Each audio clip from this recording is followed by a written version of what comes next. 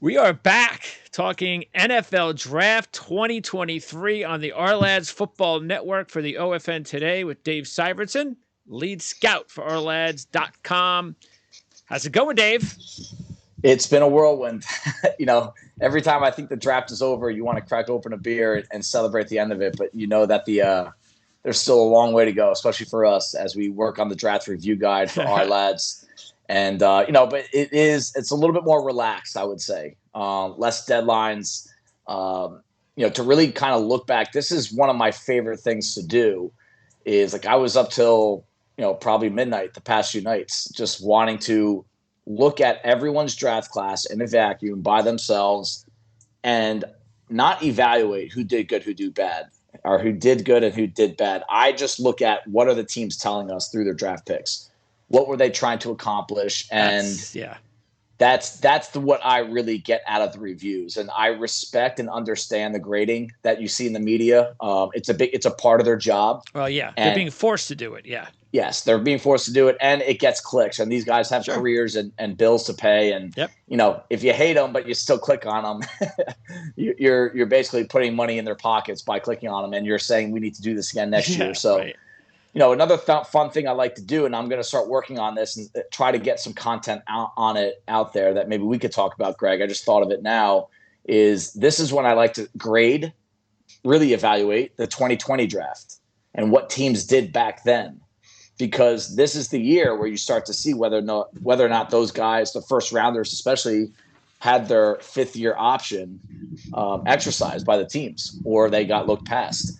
And that's when I think you can really start to evaluate a draft is 3 years after it actually took place. And so this year, I love looking at what they did this year and what is the direction of every team, and really look into the press conferences from the coaches, the coordinators, the GMs, obviously, and kind of project what's going to happen moving forward, rather than who did well, who did bad, right? That's just not my flavor. And so it's fun to really look back on my own process, where I got it right, where I got it wrong, and kind of compare it to what's going on out there in the real world.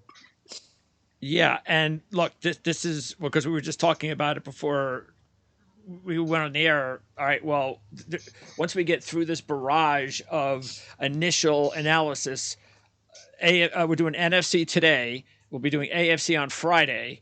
Is going to be all right. Again, take a little bit more time. We'll have a lot more. The more time, the better anyway, for us to be able to do all the little things necessary to find out, like you said, even give more information and data that you need to grade in your mind and judge the drafts properly, and then go into these mini camps and so forth, and then maybe a couple more deals being made after the draft. What other positions? Hey, wait a second. Now there's a hole to be filled. Well, they just filled it because they knew that they needed to wait first for the draft to see if they could fill it that way. So that'll give us so sometime in the next month, we'll definitely zero back in and come into this draft as far as breaking it down, and more importantly, taking a look at the 2023 season and the depth charts of the teams.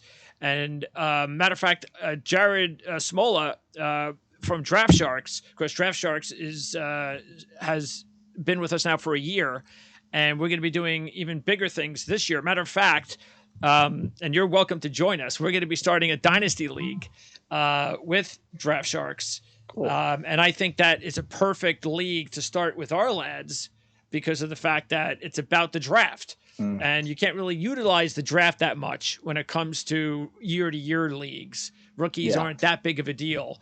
But dynasty leagues are a lot more, I think, important for what we're doing here at our lads. And we're going to start that with Draft Sharks. And we're going to do a program or two sometime real soon.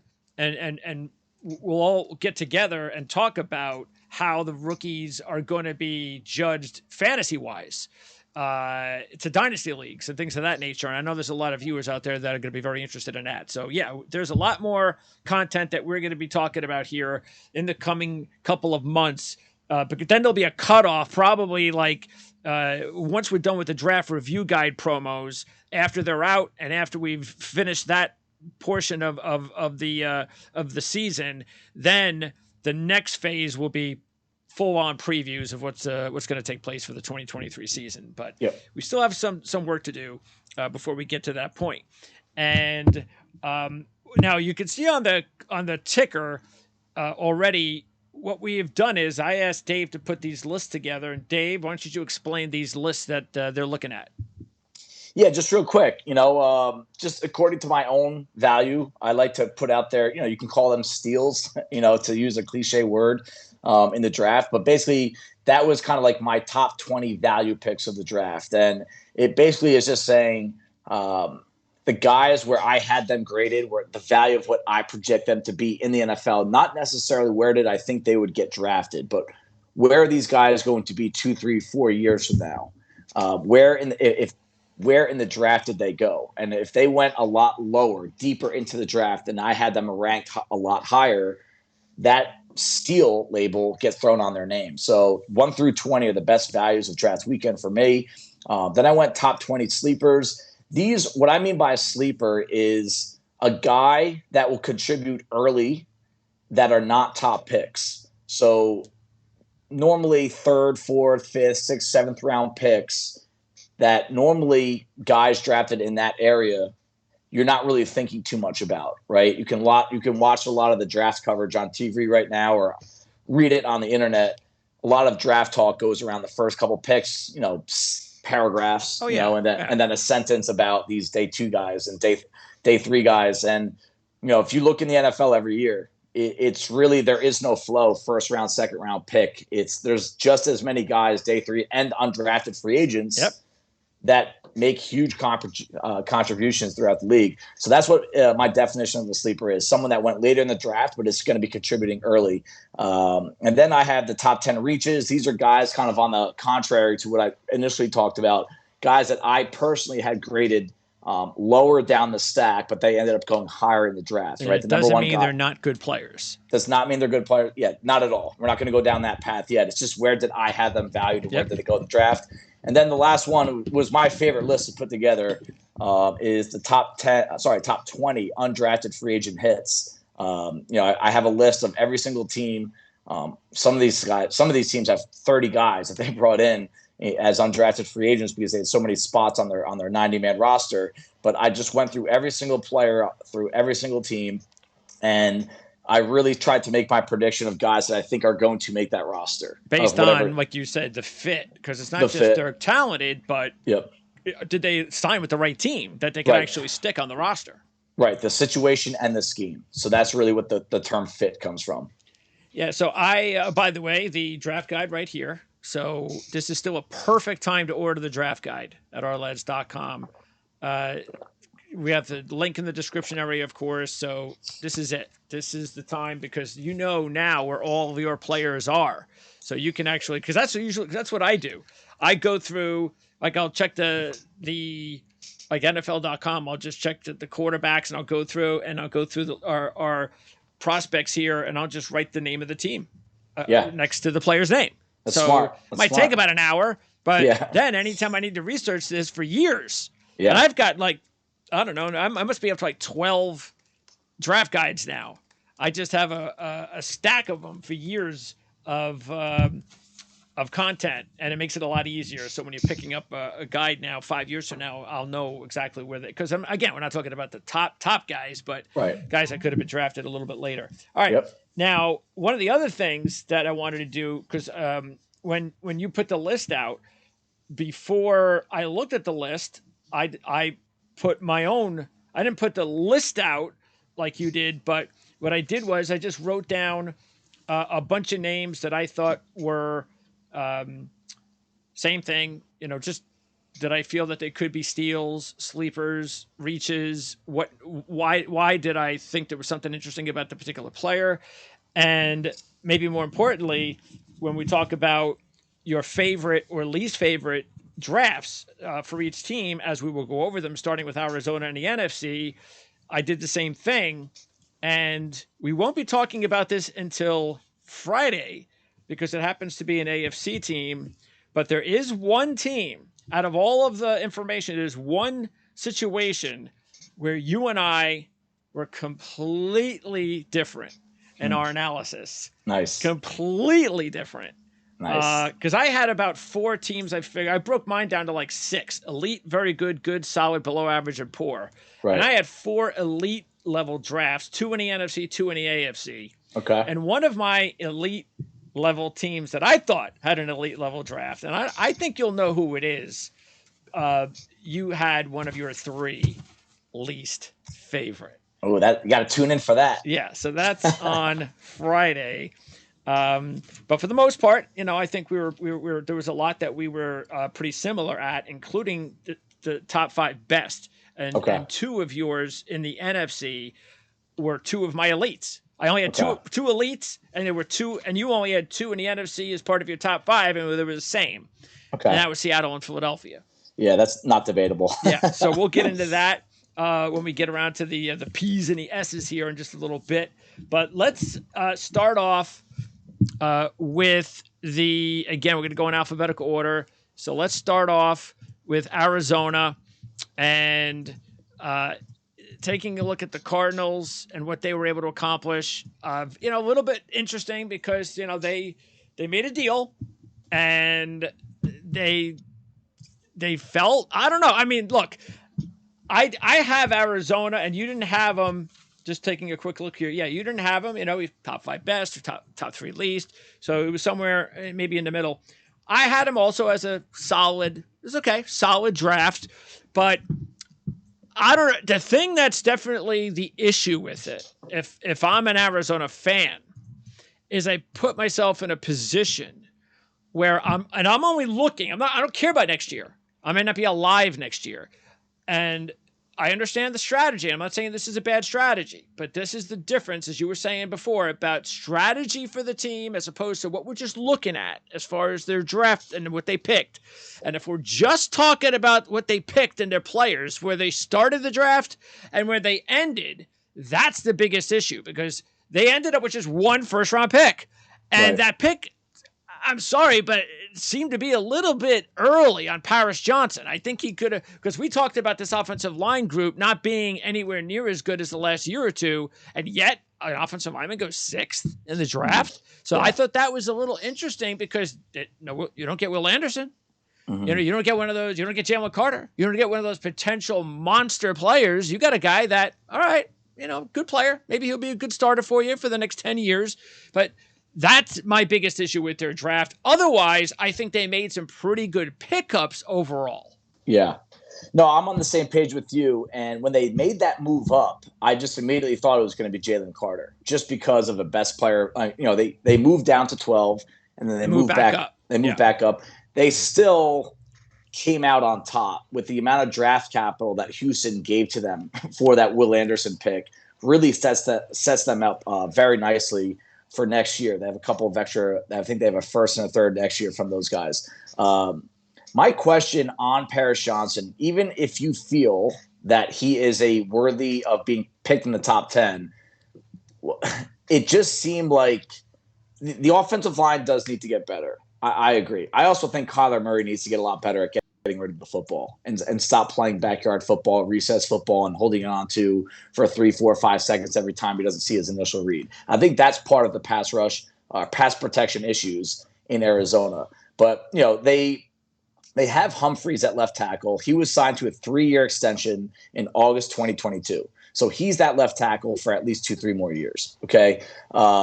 Josh Jones, he's a 2023rd rounder. He has played guard and tackle. He was a college tackle. He was horrific inside. He looked okay at left tackle last year when DJ Humphreys got hurt.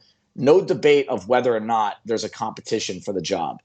Josh Jones is probably a swing tackle. That's probably his best spot. But they also have Kelvin Beachum at right tackle. So the plan for Paris Johnson, if we want to break this down and be honest, they traded back up to 6 for a guard. That's where Paris Johnson is likely going to play next year. He's not playing left tackle. I don't think he's playing left tackle for 2-3 years at the earliest. And that's if they get rid of DJ Humphreys, who is a solid player, if he comes back healthy. So you could say, oh, hey, Dave, long-term, he's going to be the right tackle. Okay. I mean, I understand that right tackles still have value in the NFL, but are you still okay with the fact that you traded back up a pretty aggressive trade offer to get back to 6 and took a tackle that we agree is good, not great? to play right tackle, but maybe he's going to play guard. You're kind of not sure.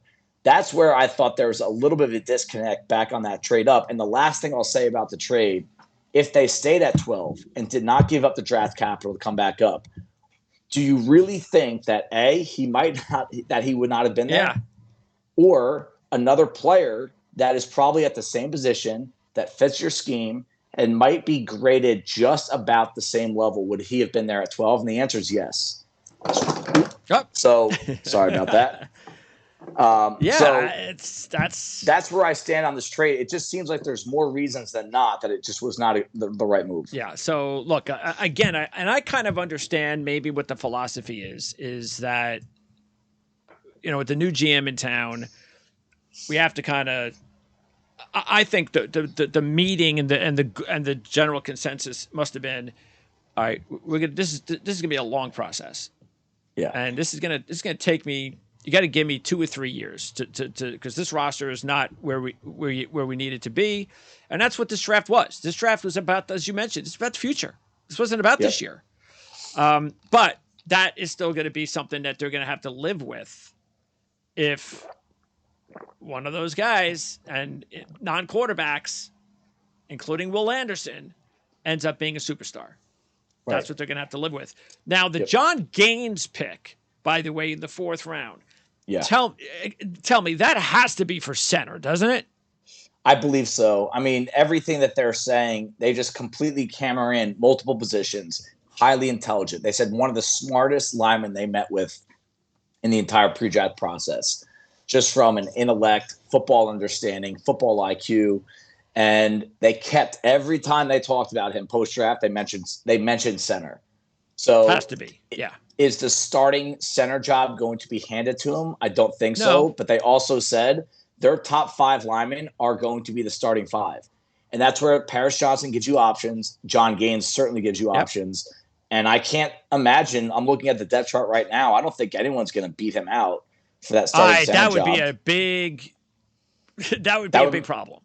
Yeah. So, the Cardinals, they're going to be playing 2 rookies likely right next to each other if you think Paris is going to be there, which, it looks good on paper. It might not look good in 2023, though. Yeah, sure.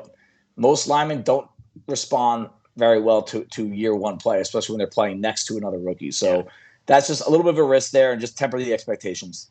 All right. And, so overall, though, I think the thing that I did like specifically as far as the talent, and I've talked about this before the draft, I like Clayton Tune as a really good, especially if you've got Kyler Murray.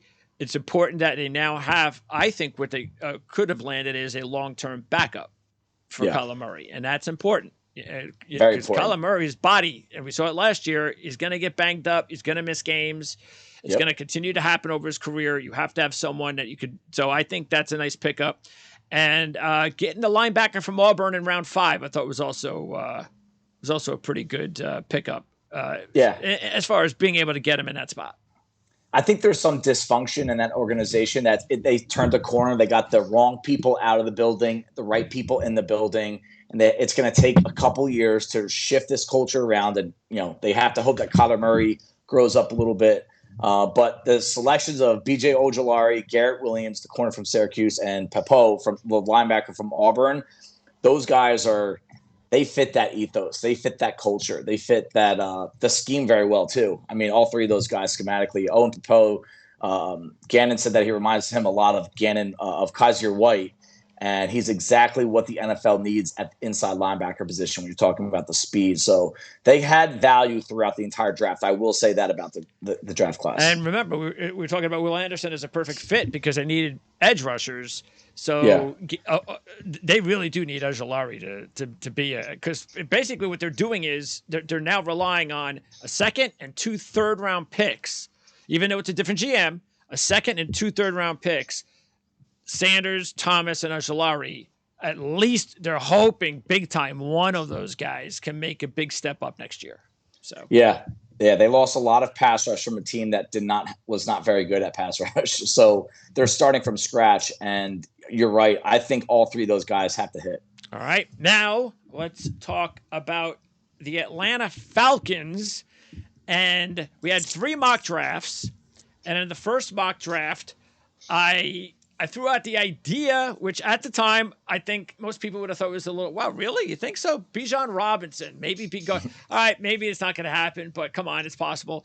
Then by the third and final mock draft, you went all in on Bijan Robinson, and you were 100% correct. Yep. So I laid out the pins, and you knocked them down. Good job by us. Yes. So everyone that kind of killed us in the comments section, we will accept apologies in any way, shape, or form. But it made sense. It does make sense. And, I try not to get frustrated by many things. At the end of the day, this is a game, right? And we all don't know. But it bothers me that still to this day, there's this anti-running back top 10 crowd. I understand the philosophy of not doing it. I really do. But Bijan Robinson, you talk to any scout, any coach, any evaluator, this guy makes your football team better. No question.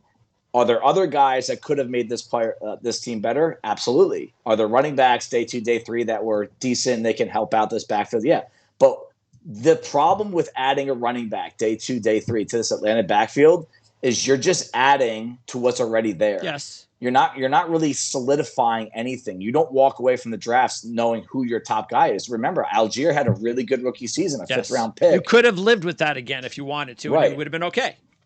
And Arthur Smith, his best success in the NFL was having a bell cow back. Bijan is not Derrick Henry. They're not the same player. You're not going to give him 40 carries a game. And as much as Bijan is not Derrick Henry in that regard, Derrick Henry is not a quarter of what Bijan is as an athlete in space and as a receiver. And Arthur Smith, he knows how to build an offense around a running game. And look at this quarterback, Desmond Ridder. He's probably the biggest unknown at quarterback that's going to head into the 2023 season as a starter. We knew that was a possibility, and maybe they get their guy next year. But they're going to give him a chance. This is his chance. He's going to get it, and I think he deserves it. After what he did in college, if there's any kid that gets drafted in that area on a team like Atlanta that deserves the chance, it's Desmond Ridder. Give him a shot. Yeah.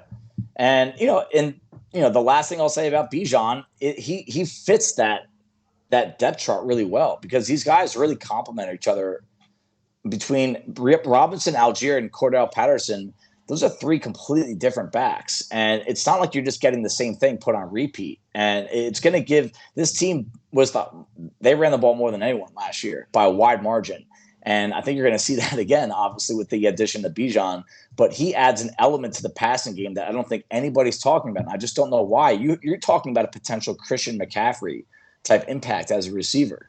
And that's going to be a huge part of him and a huge part of this evaluation and a huge part of this offense. Now, I have Atlanta as far as one of my teams with the Ourlads draft guide, and in my top 3 needs, once you got past quarterback, of course, was, and not in any particular order, was offensive line, defensive line, edge rush, and defensive backfield, and that's exactly what they did. They went offensive line twice, they went defensive backfield twice, and they grabbed an edge rusher. Now you can say what you want about whether you like Zach Harrison or not. That's a different story. Matthew Bergeron, you talked highly about him. They get him in a pretty decent spot because, that's about where you thought he was going to go. He could have landed maybe even late first, so he goes into the second round. They needed a guy that could be an inside guy, and he even gives him versatility. And then one of the steals of the draft. Because, matter of fact, I had his name down on the list, and I think you had him down as a sleeper. Yeah. And you could say steal as well, and that was getting Clark Phillips in the 4th round. Yeah, I mean, Clark Phillips was one of the top value picks in the draft, and I do think he's going to be their starting nickel from day one. So, and remember, guys, I know not everyone needs a reminder on this, but the nickel is the starting position now. It's 2 linebackers, 3 corners. He's going to be a starter as a day 3 guy, and I believe he'll be a high-level starter. He is as good as he was in college. I think he's going to be just as good, if not better, at the next level if he's put into this role. This is the exact role I'd want him to be in this kind of scheme against the slot. with that kind of supporting cast around him. So, my favorite pick, though, even though Clark Phillips did offer the most value from a grade perspective, I'm a huge Matthew Bergeron guy. And we talked about the failed Jalen Mayfield experiment for them. Oh, yeah. College tackle that they moved to guard right away, and they just have not been able to figure out that left guard spot. I think Bergeron starts week 1, and he gives them a better left guard play than they had the entire last season. So that's like an immediate upgrade from a rookie that they traded up for, and they introduced him as a guard, not a tackle. So you just know, looking at their depth chart, there's no way he's going to break through at tackle, and there's a huge hole there at guard. So that was one of my favorite picks of the draft. And even though it wasn't a screaming value or sexy pick, I love Bergeron, and I love the fit with Atlanta. It really solidifies what is, especially if Drew Dahlman can kind of take another step, a very underrated offensive line now. This is a couple of years ago, this was a big question mark for this team. Yep. And they've done a really solid job now. They've done a nice job there. And again, I think that's partially Arthur Smith. I really do. I think absolutely, because there's nobody. The only new guy on the team is Bergeron now. It's right. It's just like you said. It's the coaching, not the personnel decisions. And just the scheme. I think another advantage that we don't talk about often enough, when you are a run-heavy team, it makes life easier for the guys up front. And it makes it from multiple angles. What they have to do, play to pay, the mental responsibilities, but also the defense, what they have to plan for, what they have to account for. So, Bergeron, I like what Atlanta's doing from a macro perspective. A bird's eye lens, every move they made since Arthur Smith has come, it's starting to come together. And this is a division that is so bad, it's there for the taking. So if Ritter can be good enough, this team's going to contend for the division crown. Yeah, and let's remember too, they made the late signing to bring in, Calais Campbell. Decided. Love what they did. Yeah, so that's Bud Dupree. Now, and that was also important because they were, if you look, so that puts them even a little bit ahead of Arizona, because just a month ago, it was basically you were looking at the early round guys, Ebiketie and Malone, and how they were going to be really important. And well, now they've added another third rounder, Zach Harrison, but Lorenzo Carter resigns. They bring in Ellis. They sign Dupree, and now they have at least the proper edge rushers that you need to run in this defense. And it's just all a matter of hopefully developing some of those guys from last year's draft. And what do you think about Zach Harrison? Unbelievably gifted. His best tape screams first rounder. There was talk about him being a first round pick after he had a nice stretch of play early in the 2022 season. Inconsistency everywhere. Body type needs a lot of, his body type helps him with the length perspective, but it hurts him from a balance and stability and consistency perspective. Does not have enough body control to be counted on play to play. But if he's put into a very specific role, as a number 3 or number 4 defensive end, and you put him into certain situations where he'll thrive, he'll make a difference on that defense. Okay, well, that is definitely going to be something that they're going to need. That's for sure. Let's talk about another team out of the NFC South, the Carolina Panthers. And, when you grade a team like the Panthers with what they did with the draft, you obviously have to grade the trade because that had everything to do with it. And look, with Carolina, and I put Carolina's, for me, I thought Carolina actually, because of the trade, had a very good draft. And that is overall because they were able to get the quarterback they wanted, the first pick in the draft, and that trumped everything else. And if it wasn't for that, when I look at the rest of the draft, which is only 4 other players because of the trade, there were some questions there. I questioned the Mingo deal with other receivers available, but hey, if he works out, fine. But again, I think that we know how hard it is to find a franchise quarterback. And even if none of these other guys in this draft pan out, if Bryce Young becomes the player that we all think he can be, it is a very good draft for Carolina. Yeah, that's the perfect way to sum it up, Greg. If Bryce Young is the guy, you're not going to everything else in this draft class is just potential icing on the cake. And if none of them are in the league in 4 years, but Bryce Young is a star, you're still not going to care. DJ Johnson was a big reach to me. Yeah. I was really surprised to see his name come across. Why do you in the think third they round. did that? Tools. I mean, I think he's measured in at 6'3", 260 plus, crushed his workout. And there was already rumors that Oregon did not use him correctly in 2022, new defensive scheme. And, whether you believe that or not, I mean, I did have DJ Johnson as a top 100 player heading into the season. And I thought that his lack of production and his lack of ability to refine himself as a secondary pass rusher, backup rush moves, right? What do you do when you initially get beat? It just bumped him down to like the 5th, 6th round tier. But I did think that 3-4, the new 3-4 outside defensive scheme that they're going to run, new defensive coordinator there, they are starving for another pure outside linebacker pass rusher. Yep. And this might have been a pick where it was a little bit based on need. I mean, there's players available that I thought were graded higher, but the position, the macro level approach was not a bad one. Yeah, because a couple of things. Well, the Mingo deal also, the reason why I was a little bit surprised is because I don't look at it, I didn't look at the wide receiver position as a really big need. I think, hey, it's a good, add another good receiver there. Thalen's an older guy. I get it. You don't know how long Shark's going to be there. And you really don't even know if Terrace Marshall is going to develop into a number 1 at this point. So, hey, all right, fine. But I would have liked to have maybe seen that pick go on defense.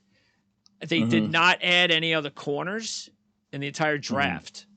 And the only DB they added was Robinson in the 5th. That would be my biggest concern.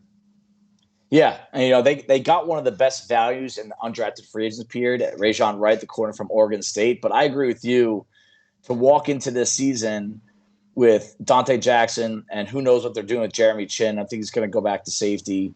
But Eric Rowe is your is that like your answer in the offseason to another DB? Is Eric Rowe? Is that it? Yeah, that's a rough answer right there. I mean, they might be shopping for another corner at some point in the coming months, but I agree. Mingo was a guy that's going to probably be your number 4 receiver this year. And and he better be the number 1 or 2 receiver by next year.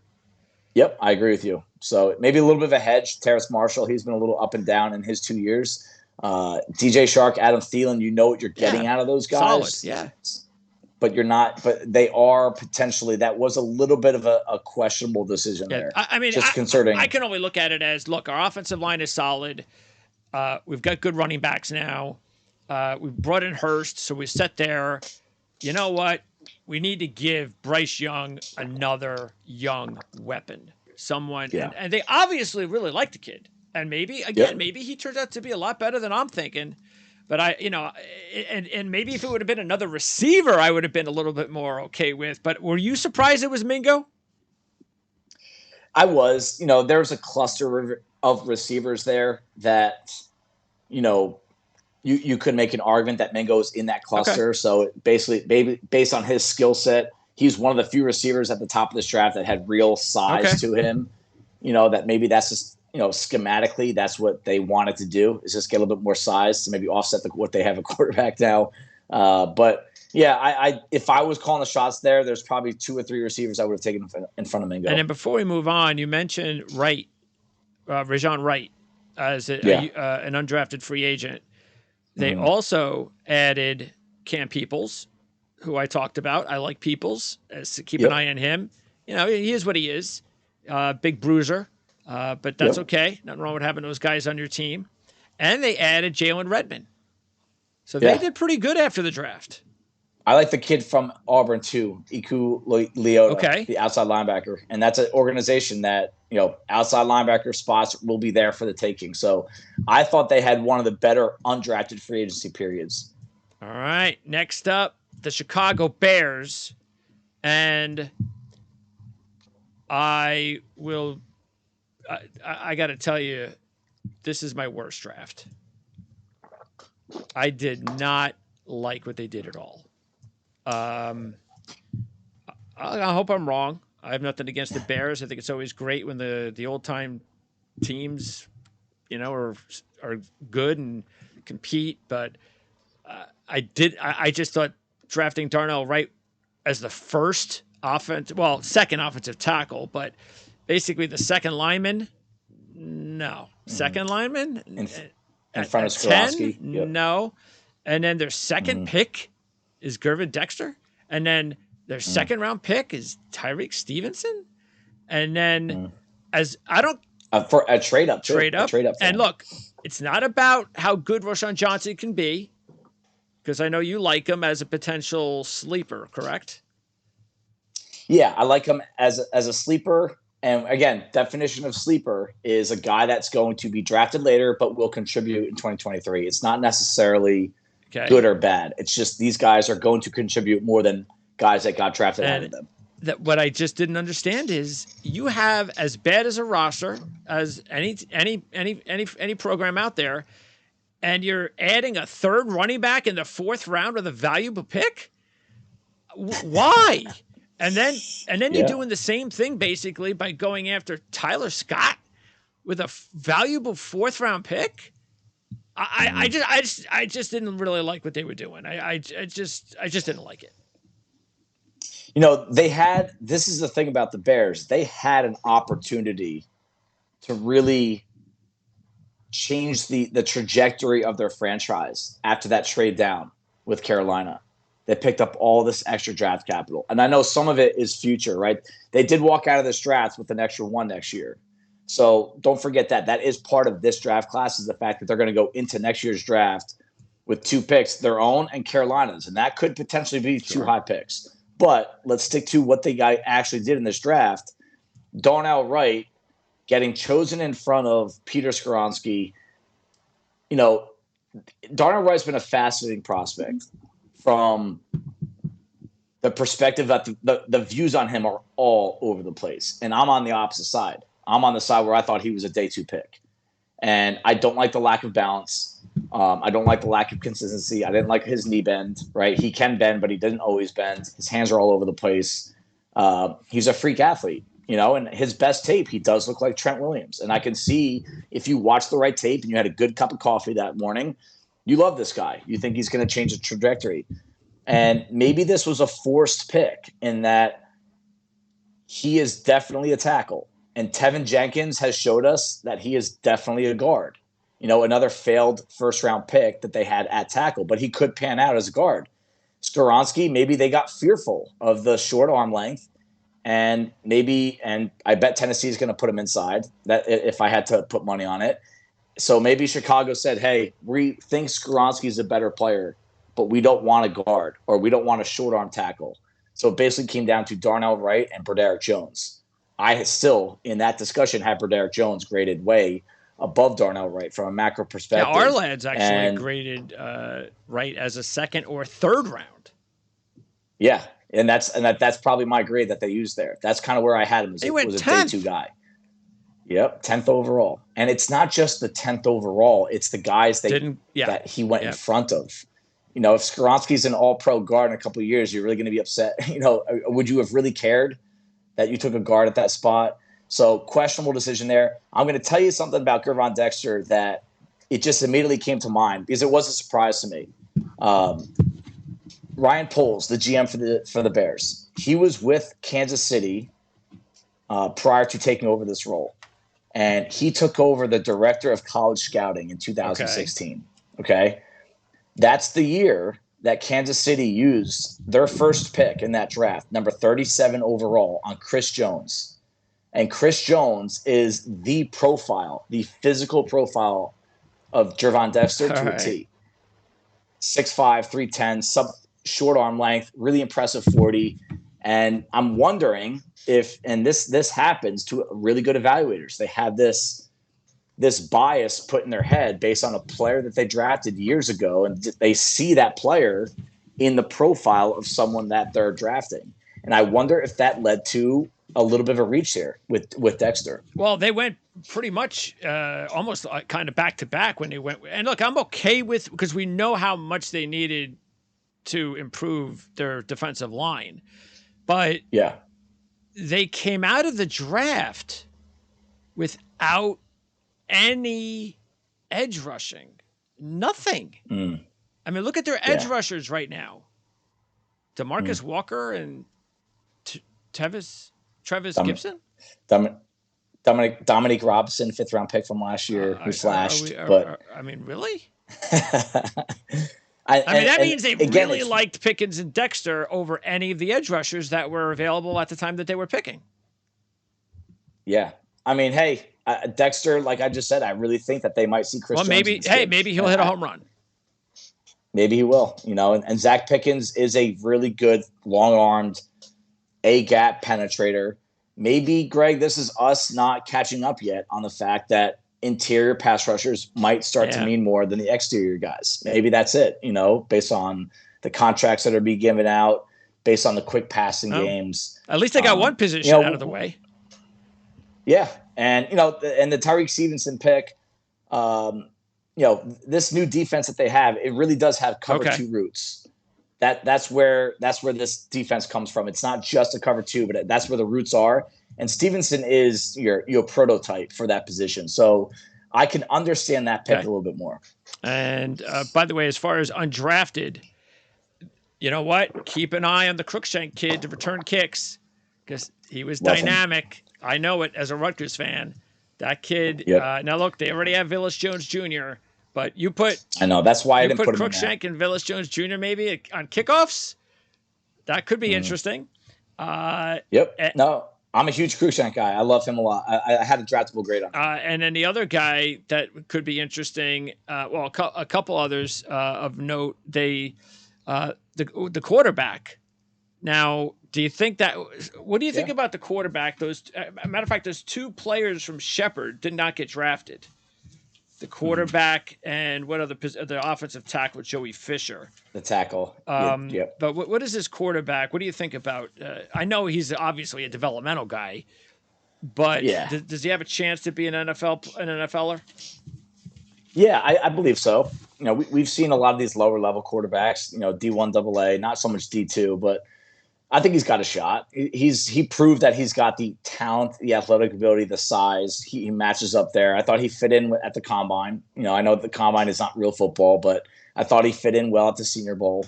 He did not look in over his head at that point. He'll probably be a practice squad spot, and I think he'll be safe there because if you take him off the practice squad, you have to put him on your own 53. I don't believe anyone's going to want to put him on their 53. You can't. The roster spots, especially as the season progresses, they're so valuable.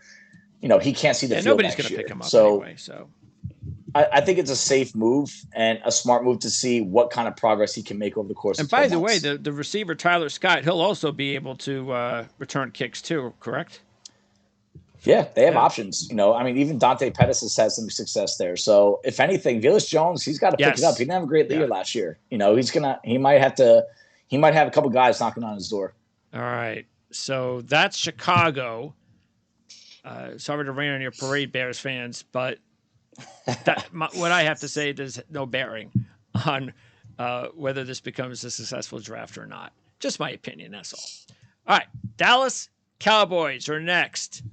And I thought the Cowboys had a good draft. Say what you want. We thought Mizey Smith could have been taken in the first round, and maybe a little bit higher for Schoonmaker from Michigan. But we are talking about a late second, so it's almost like an early third. So I'm okay with that. We knew they were looking for a guy like that. So they got another tight end. You liked Asim Risich, the tackle from North Carolina, as an interesting player to keep an eye on. He goes in round 5. And then and it looked like they won the Super Bowl when they drafted Deuce Vaughn in round 6. It was almost like, guys, can you relax, please? It's just a 6th-round pick. So, but that's the Cowboys for you. Anyway, that was a nice pickup to get Deuce Vaughn in the 6th.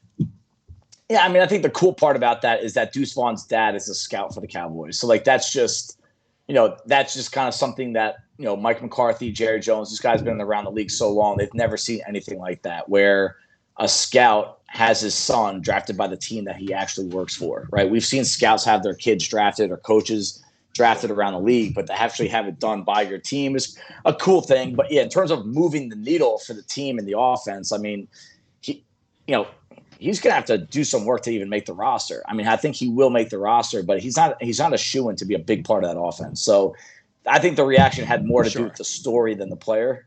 But, Mazai Smith they had a hole at nose tackle. They had one last year. One of the more confusing roster moves that Dallas made last year was they spent a 5th-round pick on defensive tackle John Ridgeway from Arkansas. And they tried to stash him, kind of sneak him onto the practice squad. And then division rival Washington scooped him up. And he ends up being their starting nose tackle for basically the back half of the year. And actually had a pretty good year. So, Hankins and Neville and Gallimore, both free agents at this time next year.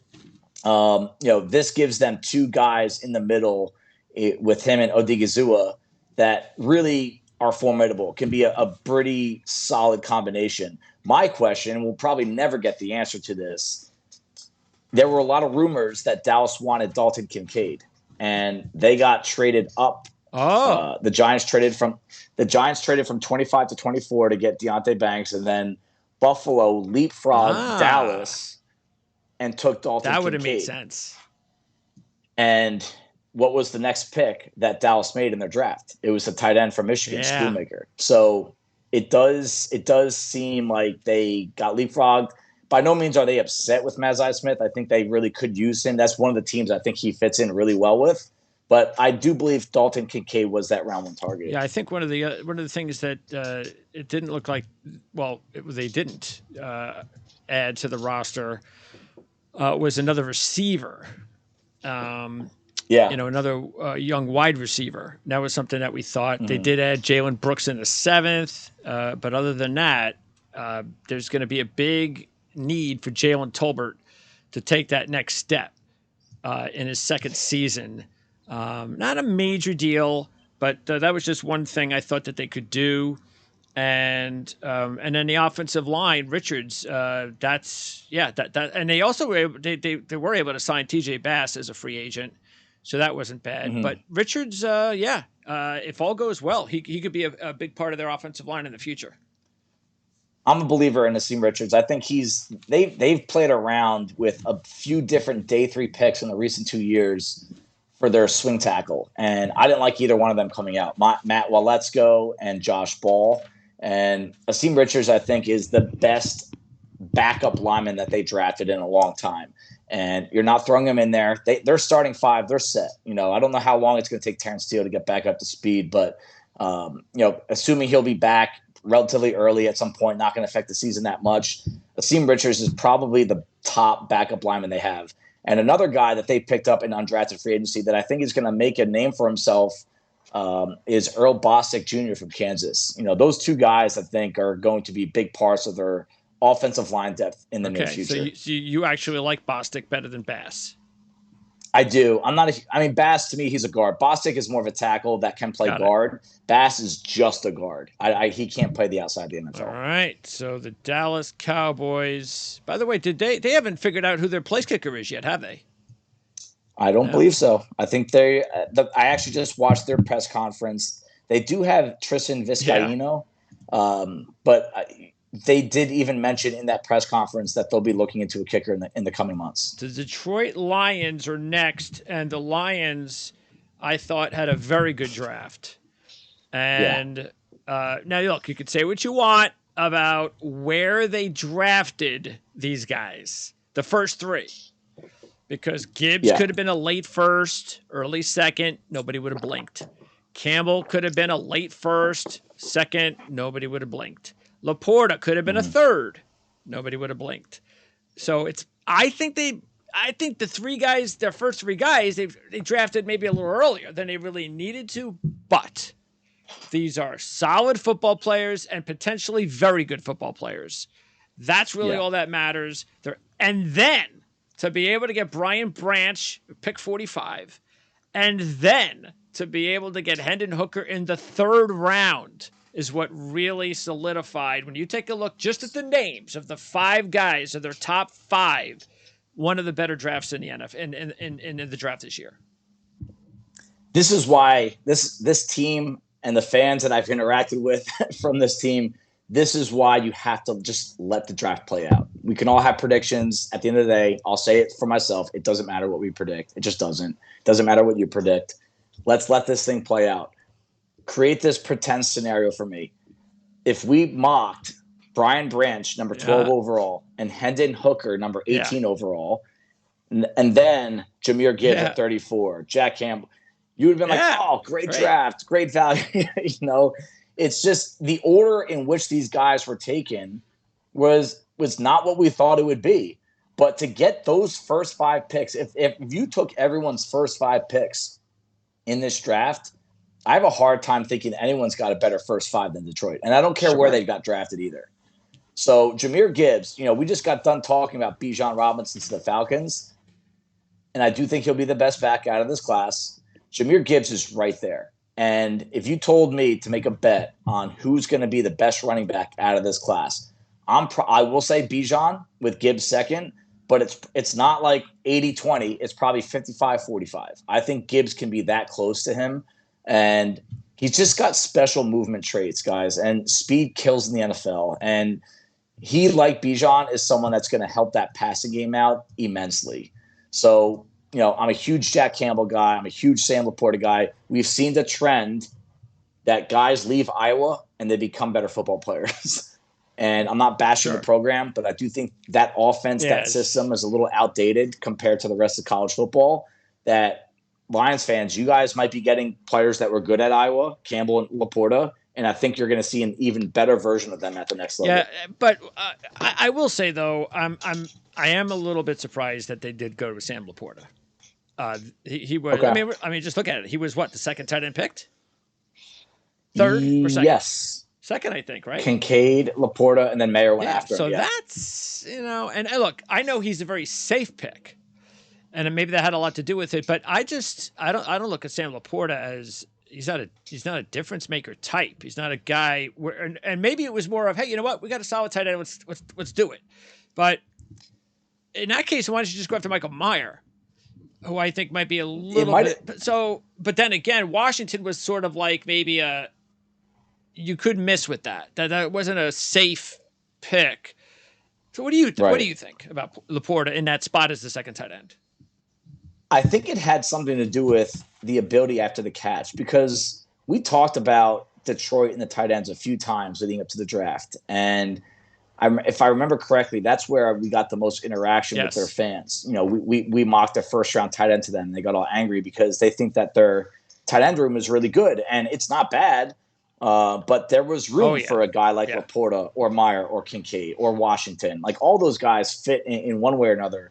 But what Laporta does that Mayer, Washington, what he does well that those guys don't is the ability after the catch. He's quicker, he's more sudden, he's a better blocker on the move too. And Detroit does value that, whether you do or not. They value guys that can block on the move. They do a lot of outside zone running where the tight end will kind of pull across and kind of seal the edge. And Laporta, he did that over and over and over for years at Iowa. You just know that he can do it. And to me, I mean, I thought Mayer was the third or fourth best tight end in this class from the very beginning. And one of the issues I had on his tape over and over was the lack of length really hurt him as an outside run blocker. Laporta, I thought, was one of the better outside linebackers in this class. He's not someone I want with his hand in the dirt facing off against defensive ends over and over.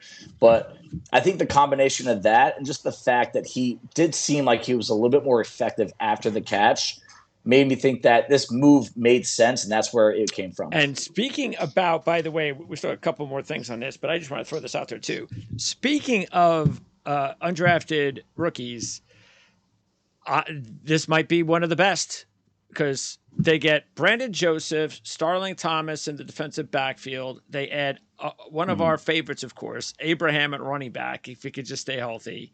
They add Connor Galvin at offensive line. I mean, there's some really interesting, talented players that they were able to get for free.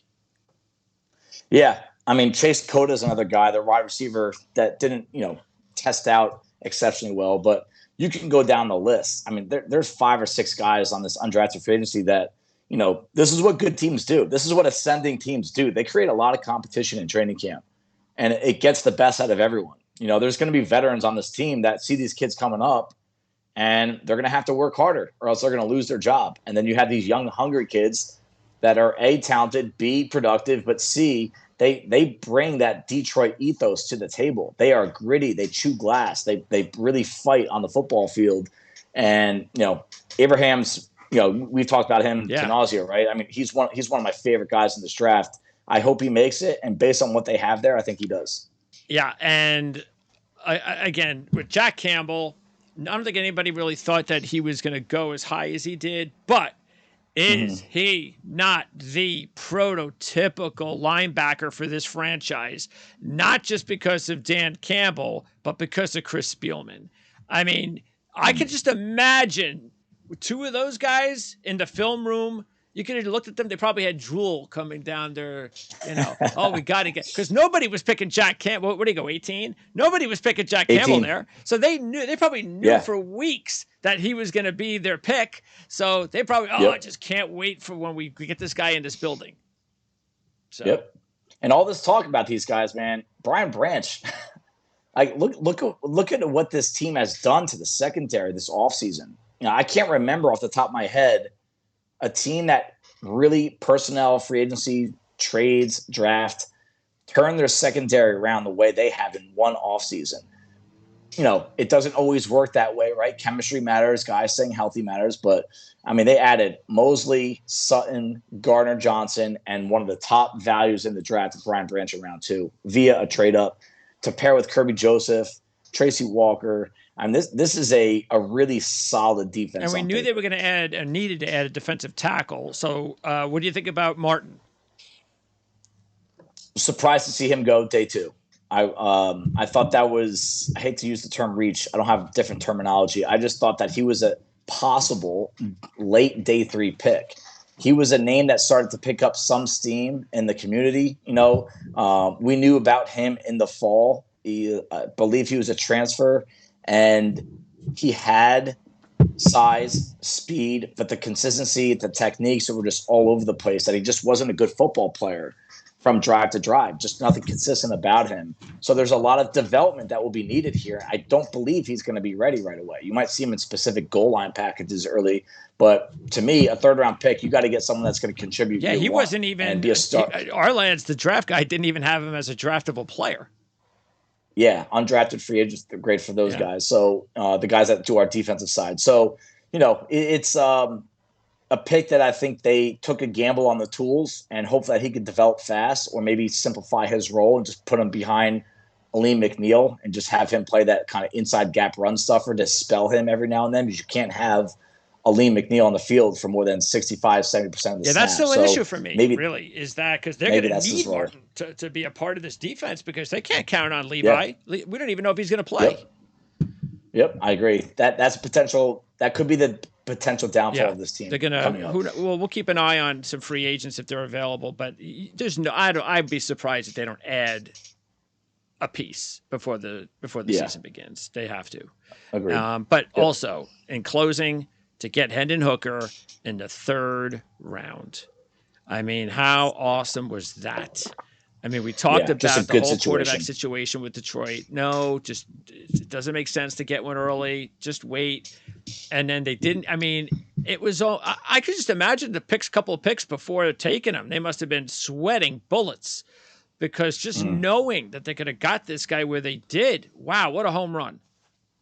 Yep. You could end up being the guy that actually eventually takes over for Jared Goff now, and you don't have to rush him or anything like that. So, and at the very worst case scenario, you have a really good backup. That's right. If they do lock Goff up. All right. Next up, the Green Bay Packers, and I thought the Packers had a good trade. I mean, a good draft, and again, you have to throw the trade in there for Aaron Rodgers. So, we talked about Van Ness going potentially where he did, and the Packers grabbed him. The tight ends went pretty fast. We have DeMeyer and Laporta. Musgrave came not too much after that. Matter of fact, they go 2 tight ends with Musgrave and Kraft in the 3rd. Jaden Reed, I don't know if that's a little bit high, but he sure looked good at the combine, and he's got some. Look, they got a lot of young receivers, that's for sure, but there are a lot of talented ones. I don't understand using a 5th-round pick on Sean Clifford. That makes that was bizarre. Sense. That was bizarre. Other than that, Carl Brooks, I don't understand. By the way, they have him at linebacker. I don't understand, where does he fit? And I was surprised he lasted into the 6th round. Yeah, he didn't test well. Is that it? He did not test well athletically and just size. So it's a little confusing on where to really peg him. I kept him in my defensive tackle stack. I think when all said and done, he's going to be one of their backup 3-4 defensive ends that is pass rush bias. I don't think he's going to be rushing the edge. It's based on what they have there too, between Preston Smith, Justin Hollis, Garvin, Gary, and that. They have too many guys who are going to be way too ahead of him, but they are a little thin along the defensive line. So I think that's where he'll end up. But overall this class, I mean, I feel like almost every year when the Packers draft, you're kind of just like nodding your head, right? Like, this makes sense. That makes sense. This makes sense. Lucas Van Ness, a name that I didn't even just mention for the outside linebacker group. He's going to probably be one of their premier edge rushing guys within the next 2 seasons. But that double dip at tight end was really interesting to me. And Luke Musgrave and Tucker Kraft, they both enter the NFL, credible day 2 picks, no question. They both have significant question marks. And I wonder, are they looking at 12 personnel where you have 2 tight ends on the field at once, or are they hedging? If one of these guys doesn't work out, hopefully the other does. Because they're both projecting to be the inline tight end. I mean, Musgrave could probably play some of that Travis Kelce type role where he's split out a little bit more, and Kraft has a little bit more potential to be an inline guy. But still have DeGuara, they both, they also have DeGuara too. So, this team this is what they do though. And this is what I respect about the Packers. I respect this about the Seahawks. Like, they have the Steelers, right?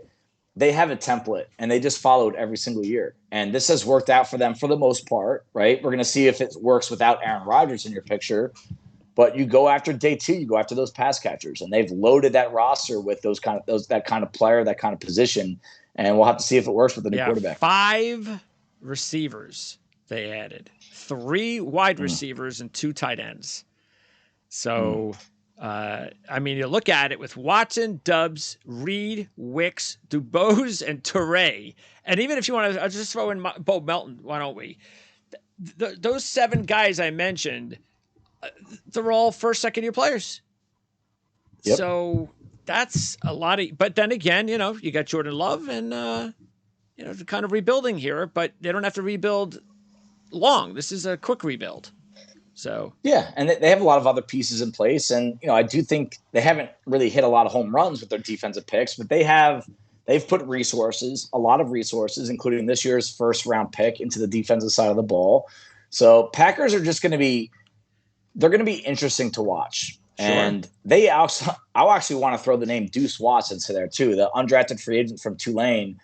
He was one of I think he actually ended up, if I remember correctly, my number 1 or number 2 graded receiver that didn't go drafted. So it's a huge grouping of young receivers that they're going to make each other.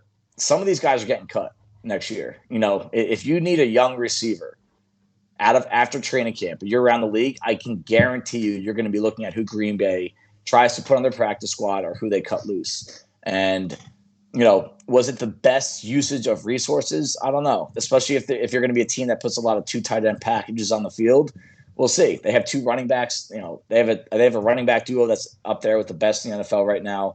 So, I think they did their best to supply help for Jordan Love to create competition on the roster. But it's just, I could see this team winning 3 games next year. I could see them winning 10. It's going to be a really hard thing to project with these guys. Yeah, I don't know about 3 games, but that would mean Jordan Love is a disaster.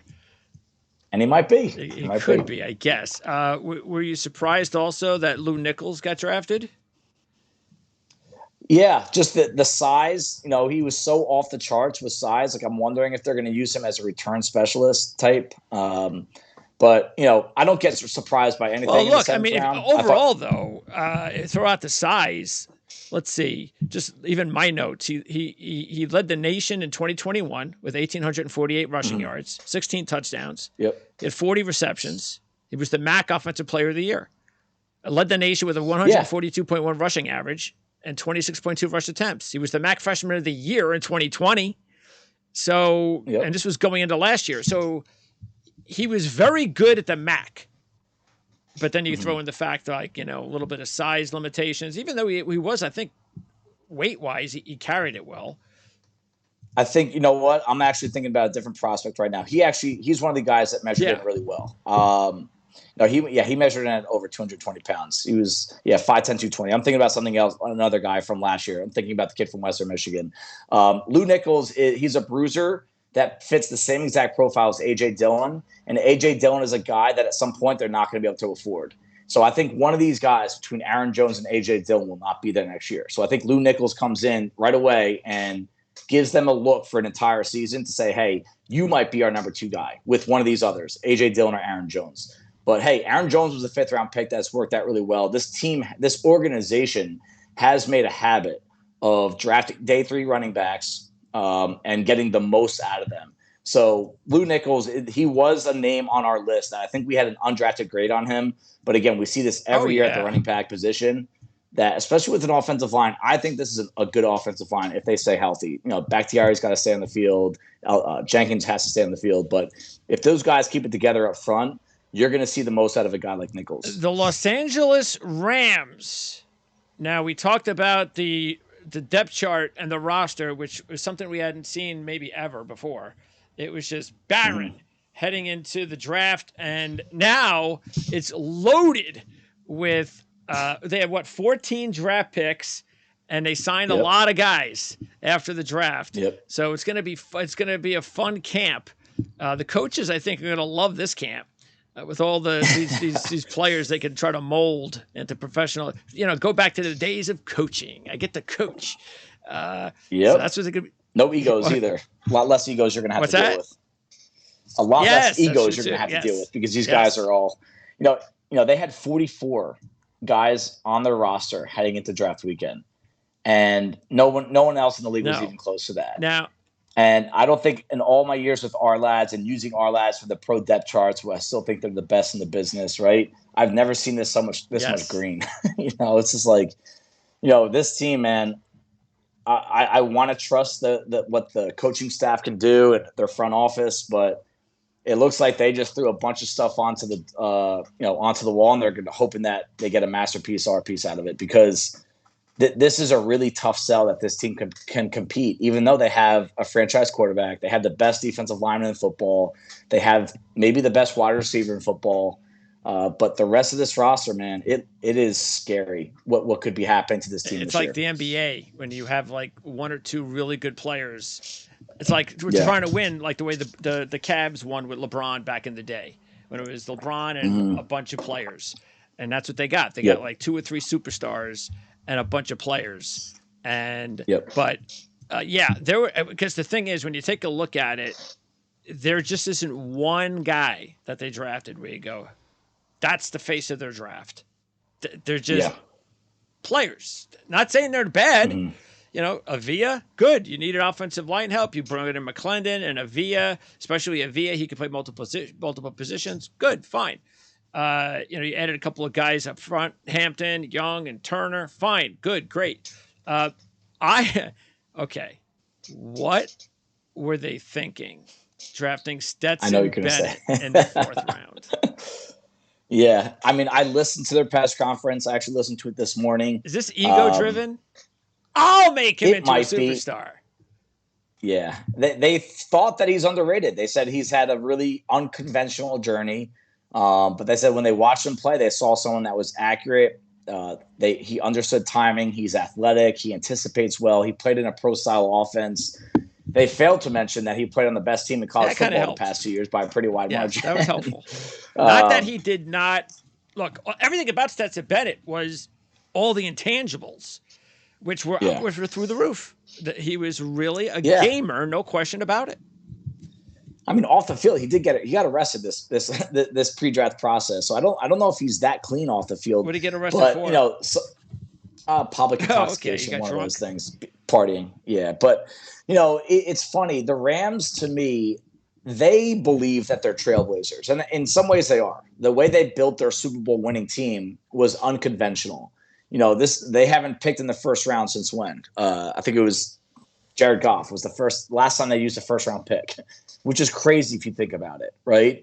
And everyone in an era where we say you have to build through the draft, they were just sending draft picks away. And fortunately, I don't want to call it luck, but fortunately, the guys that they traded for worked out, stayed healthy for the most part. And now I want the league and the fans to see this. This is eventually what's going to happen to your team if you do that. You're going to try to find, a bunch of guys that, are backup caliber football players, and they're going to be starters on your football team. And in most cases, that will not work. But the Rams, to me, they ooze confidence. It's almost like they expected this and they think this is going to work. But, to me, I really think they're playing darts in a pitch black room. They're just hoping that it sticks. And this could be really ugly. I like Steve Avila. I love what he can offer on the inside, and he played really good football against his best competition, Messiah Smith and Jalen Carter, in the college football playoffs. I like Byron Young and Kobe Turner as situational pass rushers. Every down defenders, not so much. Bennett, don't even want to get into that. I do love the tight end they got in the 5th round, Davis Allen. I believe he's going to be a key piece to their team moving forward. Tomlinson, the corner from TCU, the Thorpe Award winner, undersized, yes, but he's a football player. And I do think they got the best running back value in the draft. To him? With Zach Evans. Was it his? There's a character red flag. Okay. Yes. And I'll tell you what, sometimes, and I always don't really know what to do with this kind of stuff, there's some information I'll get, and I won't get it till after the draft. And I kind of like it that way because I never want to be tempted to put something out there against a young man that's having his career. Not that I have any sort of influence over a team, but I don't mind talking about it after the draft, if I find out something, because it won't have any impact on anything. So there's a character issue there, but they traded up 37 spots for this kid. And I'm looking at their running back depth chart right now, and I'm not sure what they have in Cam Akers anymore. Post-injury, no, they needed another running back, no question about it. I think this is it's a great value. I think Evans is the most talented back on that team. I'm going to say that right now. I don't know if he's NFL ready, if he could pass protect, all that good stuff. But this kid almost averaged 7 yards a carry. And one of those years was in the SEC. It wasn't just Big 12 football. So he's a good player. If he keeps his head on straight, he's going to be a good value for this team. Look, regarding Bennett, the main reason why I was surprised about it is just because we know how much they need talent in so many other positions. That to take Stetson Bennett, you better believe that he's going to that pick to me says he's going to be taking over, we believe, Matthew Stafford's job in a couple of years. That's what that says to me. Otherwise, why are you drafting a backup quarterback with all of your holes to fill in the 4th round? Yeah. That, or they believe that, I don't think they would publicly admit this. I'm making this up. Maybe they think that this is going to be a really bad year coming up, and they will be at the top of the draft next year, and they will get Caleb Williams or Drake May, and Stetson Bennett is the guy that they want backing him up for the next 3-4 years. Maybe that's it. Maybe they're thinking that far ahead. I don't know, but it was a very confusing decision, both as a player, but also where they did it. You get good football players in the 4th round every single year. Especially on this roster. Oh, and by the way, Stetson Bennett lock the door after the pick. That's your time you can get drunk and party, because you got drafted by McKay and the Rams, which you could not have been drafted by a better quarterback coach that is going to do and maximize your abilities. So home run for Stetson Bennett. He's living the dream. That's for sure. By the way, the other pick that I think might have been just as silly was why are you drafting in the 5th round this receiver from BYU? Oh yeah, often injured. Spent more time injured than he played. Spent on the field. I'm sorry, I don't get it. So there was a lot of good receivers available too. My guess would be yard after. The one thing he did well on the scouting report that we had was just he's good after the catch. He's strong. He's stable. They love that in that offense, but I could give you 5 guys that I think did that at a much higher level than him that were available and at that point. I think they could have added another offensive lineman, please. I mean, Yep, they get a couple of injuries in the offensive line. I mean, I don't even want to know who's going to be out there blocking for them. But anyway, by the way, who was your top, because they had so many, give us your top. It's interesting when you're looking at special teams, they're all rookies. Give me your top undrafted free agent for the Rams. I was going to say the kicker, Chris Dunn. I believe he'll be their kicker next year. I don't think there's going to be much competition. And, he won the Lou Groza Award. He's not that matters that much, but he was an All-American. And, this is part of the reason why we say don't use picks on kickers and punters unless you think they're special. But to get a guy in undrafted free agency that will be a big part of your team like that, I like what he offers right away. I also like Tyon Evans, the running back that took from Louisville. Okay. He's a guy that I think that can make this roster over someone like Ronnie Rivers. And he's an undersized slot receiver that was really impressive to me in the pre-draft process. I might even say he's a better player than Tutu Atwell. And if they want more slot out of the back end of their wide receiver group, I think he's going to get a look. Although guy that stuck out for me was Quindell Johnson. To be able to get him as a free agent.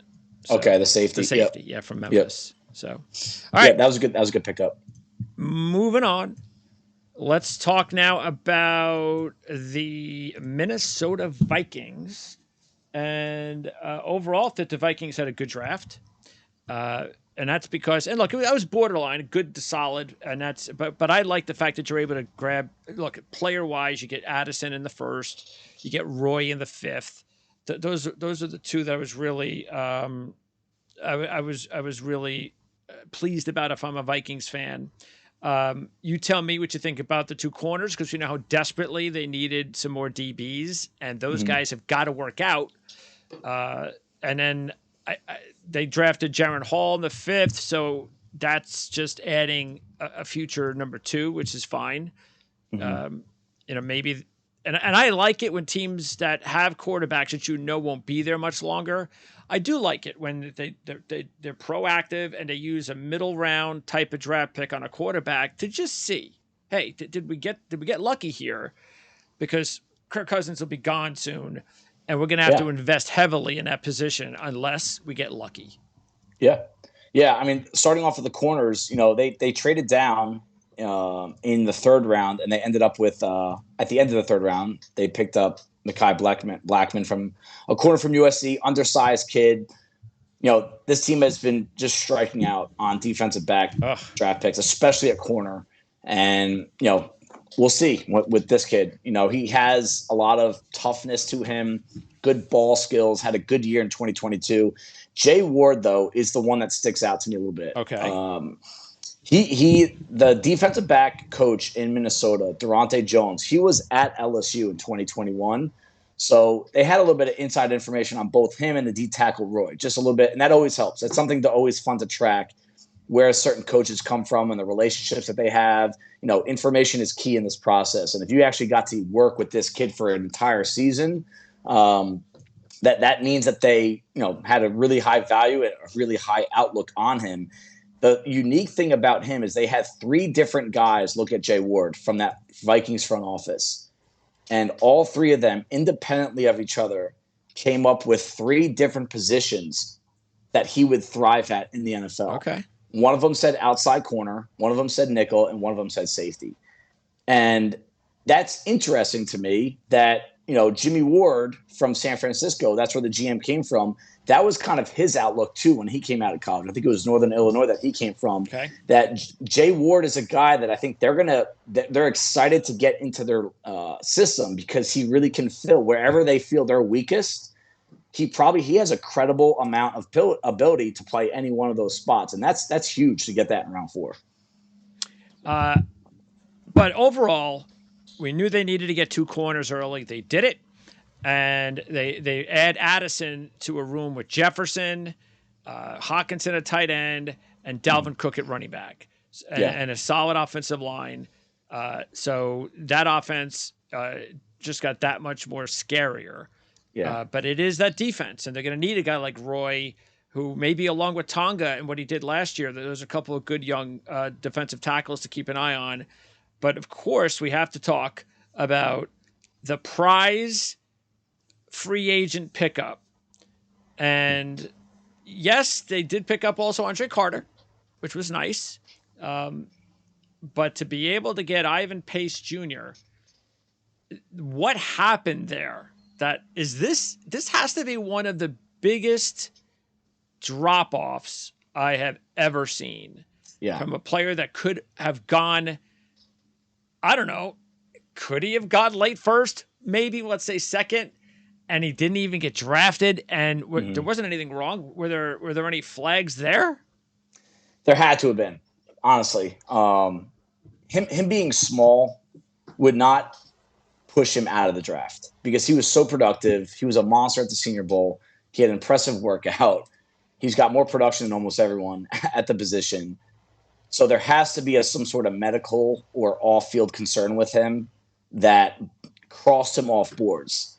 You know, in a situation like this, I think his size, certain teams really favor prototypes, and some teams will not draft a player that don't hit a certain threshold of size. So I think immediately he was already off some boards.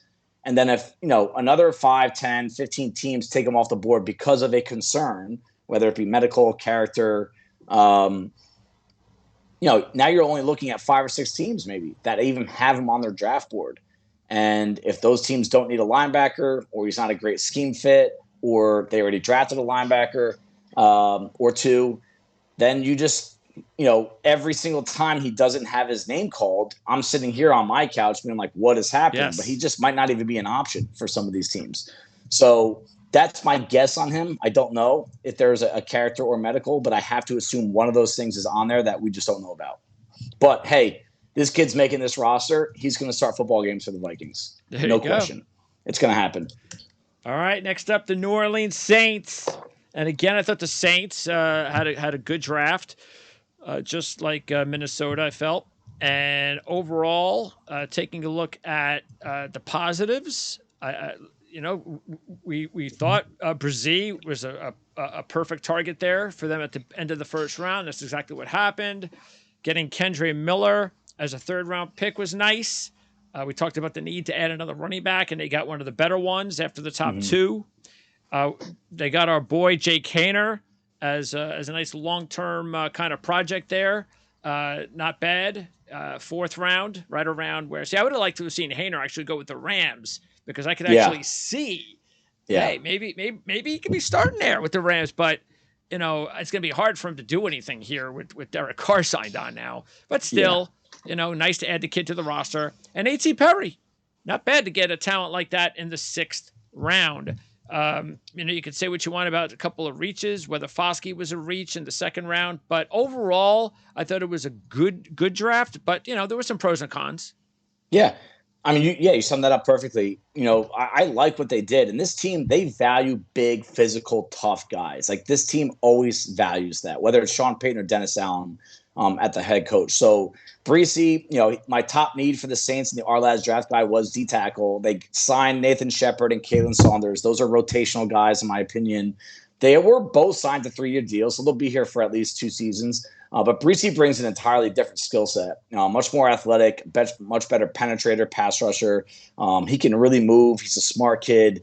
And you can put him anywhere. I think that's the biggest draw to Brzee is you can put him anywhere, inside, outside, 4-eye, A-gap, whatever you want. Okay. Foskey is just more of a DN type only. Is he the best pass rusher? No, but I do think he's one of the better edge defending run defenders in the class. And so getting him in the 2nd round, considering the profile defensive ends that they traditionally go after, he's in that profile. And I think Kendre Miller, it's interesting here. I was asked a lot in the pre-draft process, who does he run like, right? Not necessarily who does he grade like as a prospect. And Alvin Kamara was always the name wow. that I talked about when it came to contact, balance, vision, And he's got better hands than you think. They just didn't throw him the ball much. But that was one of the things I got from a scout that was at a pro day, is that he graded very highly as a receiver at the workouts, private workouts, all that good stuff. So, and I love the offensive line pick, Saldivari. They traded up in the top of round 4. There was a run on the offensive line that happened in the early 4th round. And so, you have that Friday night into Saturday to digest and come up with a plan in case things start to happen. And they obviously had a bullet ready to trade up for him. And what I love about him, they just declined the option of center Cesar Ruiz. Oh, okay. Or guard Cesar Ruiz. That was the center at Michigan. Yeah, we talked about the offense. That's the one thing, though, that's still they have not had a lot of success with that offensive line. Yeah, they had early success maybe 4, 5, 6 years ago, but recently not much. So, he'll be a backup. I don't think he's ready for the NFL right away. He's got to get a little bit stronger, a little more powerful. But I love that pick, and I love A.T. Perry. And looking at this wide receiver room, they like size. They don't have a lot of it beyond Michael Thomas, who you just don't know much about.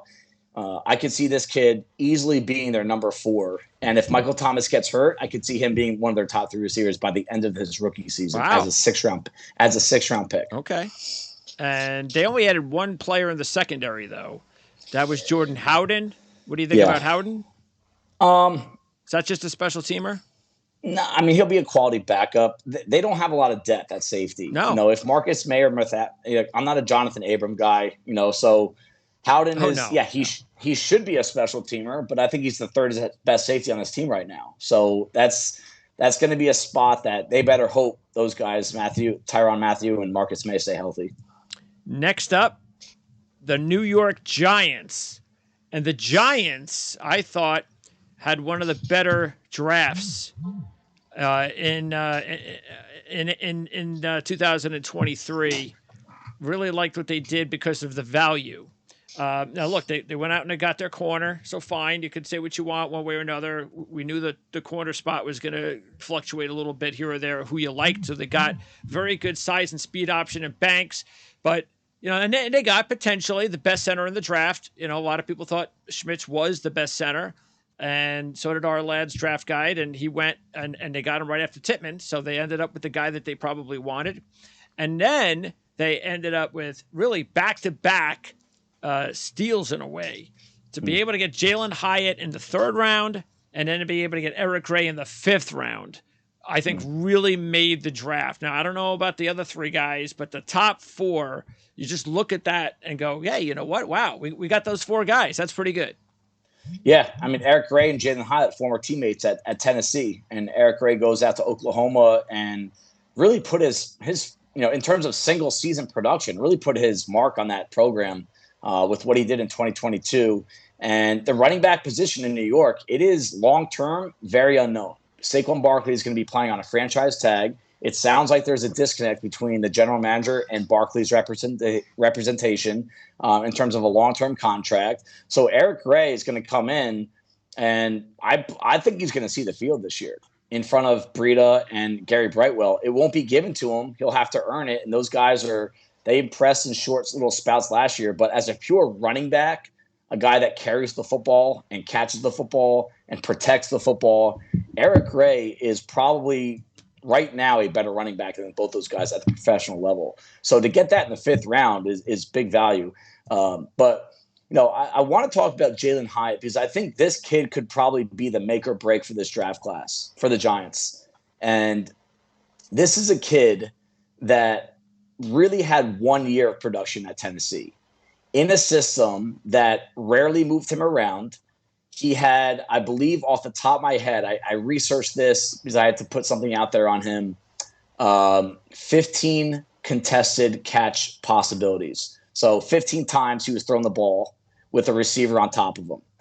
Jordan Addison, Quentin Johnson, Zay Flowers, their numbers were in the 50s, right? How many times did Jalen Hyatt have a press corner up in his face at the point of attack? It was like under 5%, if I remember correctly. So we're talking about a guy that in college was a one-trick pony. Yes. He does project. He does have the skill set. He was impressive in workouts. But again, the workouts show you one thing. Game tape shows you something different. I'm a game tape guy. So because I have not seen it yet, And because this kid comes into the NFL with 150 targets to his name, while Jordan Addison had 140 in 1 year, right? There's just a lot of boxes unchecked here. And you could, there's just a lot of that in this draft class for the Giants. They really gambled on traits and elite traits. I mean, Jalen Hyatt, there might not be a better pure deep threat than this kid. If he turns out to be Will Fuller, I wouldn't be surprised at all. And I'm talking pre-injury Will Fuller, a guy that changed that Texans offense. So Schmitz, I think you kind of know what he is. Banks is also a gamble, but he fits the Martindale scheme. And I think at that combination, that marriage, Martindale and Banks, I think it's going to work out. I think he's going to be a Marlon Humphrey type presence on this team eventually. But Jalen Hyatt is the guy who they traded up for, right? That I think is going to be a make or break for this Giants draft class. And be able to get him in the third round, though. That's the thing. They didn't have to invest in him in the second. Right. They did have to give up a few picks. They had to trade up for him. That's true. So, but they probably realized, hey, wait, is this guy still available? Good value. Let's go get him. Where they got him was really good value in terms of what he could do for that offense. And Eric Gray could have been drafted in the third round. So love Eric Gray. To get him in the fifth. That was the great value. And the guys on the back end, again, tools, right? Trey Hawkins, cornerback from Old Dominion, who might actually get a move to safety. We'll see about that. Jordan Riley, D-tackle from Oregon, played for 4 or 5 different programs. Had really 1 year of playing football. Travaris Owens, I do like. He's the one guy that he's a football player. He played a lot of football at Houston, started a lot of games, former wide receiver, tracks the ball very well, good tackler, but probably going to be a special teamer early on. So, the back end of the draft was to me. Undrafted free agency, kind of They did get Bryce Ford Wheaton, the kid from West Virginia. Sure. And it gives them the size. Yes, and they need size there. That wide receiver group looks like a bunch of point guards and shooting guards. So Ford Wheaton will have a shot. There are a lot of names he's going to have to jump in front of in the coming months, but he does have standout traits. And the other guys, I mean, they did get, Green, the corner from Michigan, so he played in a lot of big games. Mm-hmm. And Troy Brown, came up with a lot of big. He was a huge player, of course, in the MAC, and played a little bit in the SEC. So to get him and maybe he turns out to be a good special teamer. So a couple other guys to keep an eye on. All right. Now let's talk about the team that I have as one of only 2 elite draft teams in the NFC. And you have as one of 2 teams that are your top 5 favorite drafts from the NFC. Of all teams, the Super Bowl runner-ups, the Philadelphia Eagles. And what a really cool draft it was to be an Eagles fan. And by the way, the whole Jalen Carter thing worked out to a T, really. You thought they'd have to trade up potentially to 5 to get him or 6, but they actually only had to bump up 1 pick and grab him. And you knew when the trade was made, we know who it is. So to get Jalen Carter, Nolan Smith at pick 30, a lot of people thought he could have been in the top 15. And then Kaylee Ringo, another Georgia Bulldog, in the 4th round. That, along with the fact you got a nice tackle in Tyler Steen, a nice DB in Sidney Brown, this is a home run draft for the Philadelphia Eagles. Oh, and by the way, they traded for DeAndre Swift. By the way. Oh, man. That Jalen Carter pick, I did call the trade. That he'd end up in a Philadelphia Eagles uniform, but not at 9. I thought it'd be a little bit higher. All they had to give up was a 2024 4th rounder to move up and get him. So poor Philadelphia, right? It's funny. Howie Roseman comes on and says it's our responsibility as coaches, as a front office, to support Jalen Carter and keep his head on straight and help him mature. This trade, this pick, obviously some teams were scared off by the character, the maturity. This was the spot for him with Jordan Davis, Nakobe Dean, now Nolan Smith. Those 3, just talk about those 3 guys real quick. Nolan Smith, Jordan Davis, Nakobe Dean. Those guys were the 3 leaders on that 2021 Georgia defense.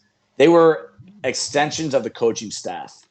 And the fact that all 3 of them are playing for Georgia, you're going to get the most out of Jalen Carter now. You might be a little nervous if Jalen Carter was out in Seattle or Chicago or Detroit, right? Even though those teams have their own ethos and they probably would, give us some sort of PR statement on how they can get the most out of Jalen Carter and it's a good spot for him. This was the spot for Jalen Carter. And the rest of the NFC East should be scared of what this defensive line is going to be, because Jalen Carter, like I've been saying since when we started talking, Greg, he's the best player in this class if he hits his upside, just in terms of what he can do every down. So, getting Nolan Smith, I do get it that he was available 30th. I had a high grade on him. I didn't think he was a top 5 player in this draft or anything, but the size that's an issue. But we said the same thing about Hassan Reddick, and who's he playing behind right now? Hassan Reddick. The Eagles, there is some distaste in the league right now for the fact that the media just keeps praising Howie Roseman. They don't dislike Howie Roseman. They just don't like how he's getting so much praise, but he's pressed every button correctly. And why don't they like how he's getting praised? I think, why don't they like it? Yeah. I think it's just that it's like they're getting sick of hearing it over and over. And maybe that the media is overplaying how good of a draft this is or how good of a job you mean he's doing. this specific draft? I just think the past year of moves last year they made all those trades with the Saints and they ended up with just ripping the Saints off. Right. So I just think that it's being maybe a little overplayed by the media, but I'll stay on that side. I think Howie Roseman's been the best general manager in football over the past 2 years. You can't deny it. No, you can't. It is what it is. If you don't like it, just turn it off. And these are obvious statements, Nolan Smith, Jalen Carter, right? And acquiring DeAndre Swift. The Sidney Brown, Keely Ringo combo that they got in rounds 3 and 4, this secondary is going to be better than it was last year. And it was a really good secondary. Now, Ringo fell because of knee issues. Nothing structurally wrong, but he had swelling in his knees after workouts leading up to the draft. And, that's enough for him. He also didn't work out very well either. He ran a sub 4.4 at 6'1", 210, but his vertical and his broad jump numbers were very below average. So there is some issue. There are some guys saying that he's probably going to move to safety at some point. Okay. We'll see. We'll see about that. But I love Ringo. You know that. I talked absolutely. About him. And I love Sidney Brown too. I hate just constantly putting them up on a pedestal, but this draft was And by the way, amazing. they get Eli Ricks in free agency after the draft. Yeah. Yep. I think they had a couple good signings in the free agency period. Ricks, he ran really poorly. He was like a 4.7. Like that might keep him out of the league in general. But I think there was Mekhi Gardner. I like that signing more. The cornerback from LSU. Like another 205 physical 6'2", 6'3" corner. And Joseph Ngata, the wide receiver for Clemson, he's got some tools that I think are interesting to keep track of. So this team is. And we know they needed a guard, and they got one in the third round. Yeah, Tyler Steen will be a guard in the NFL. So this team's going to be the best team in the NFC next year if they stay healthy. And I don't think anyone's close. The San Francisco 49ers are next. Overall, and look, you have to keep in mind they didn't have a first or second round pick, so it is what it is. But look, to get Jair Brown in the third round is not bad. I think there are a couple players that were nice. To get Ronnie Bell in the 7th round is also pretty nice. I like the Luter kid from South Alabama. I like it when you solidify your place kicking. Maybe round 3 could have been high, but if you got your 10-year kicker. It is what it is. That's almost like a 4th round pick anyway. I agree. But there were some, overall, it's not like they hit it. It's not, you look at the draft and you say, all right, well, is Moody our top guy? Is he the guy that really we're going to come out of the draft and he's going to be around here for a long time? Because I don't know about picking up Latu in the 3rd. I know it was almost a 4th, but I don't think any 49er fans had any weird illusions that it was going to be their time of year anyway. So they got a few players. Yeah, they got a few players. A couple interesting notes that I have just from listening to and reading. They actually had the transcript. It made it a lot easier. Read their transcript post-draft. Robert Beal Jr., the DN from Georgia, edge defender, not overly productive. But if you watch some of his tape, you can tell right away there's something there. Didn't really turn into a lot of quality play, But sometimes there are certain situations in a defense like Georgia where there's just talent everywhere, is that you just can't spread the production around. And it's almost sometimes, in some cases, it helps a certain player out to have all that talent around him. But I also think it can hide a talent. And Beal Jr. is an unbelievably talented kid. And this is what's ironic to me, that when I wrote him up, I said, there's something here that we haven't seen yet. He gets drafted by San Fran. They have an analytic metric. Here we go, analytics, right? They have an analytic metric that's the acronym is GTFO. I'm not going to say what that stands for, but it's a line that they have, one of their defensive line coaches uses, and they kind of combine it with analytics. Long story short, they measure in a lot of these important traits that they use on the edge for defensive linemen and defensive ends, outside linebackers. And it's all about how explosive they are in 2 to 5 yard windows.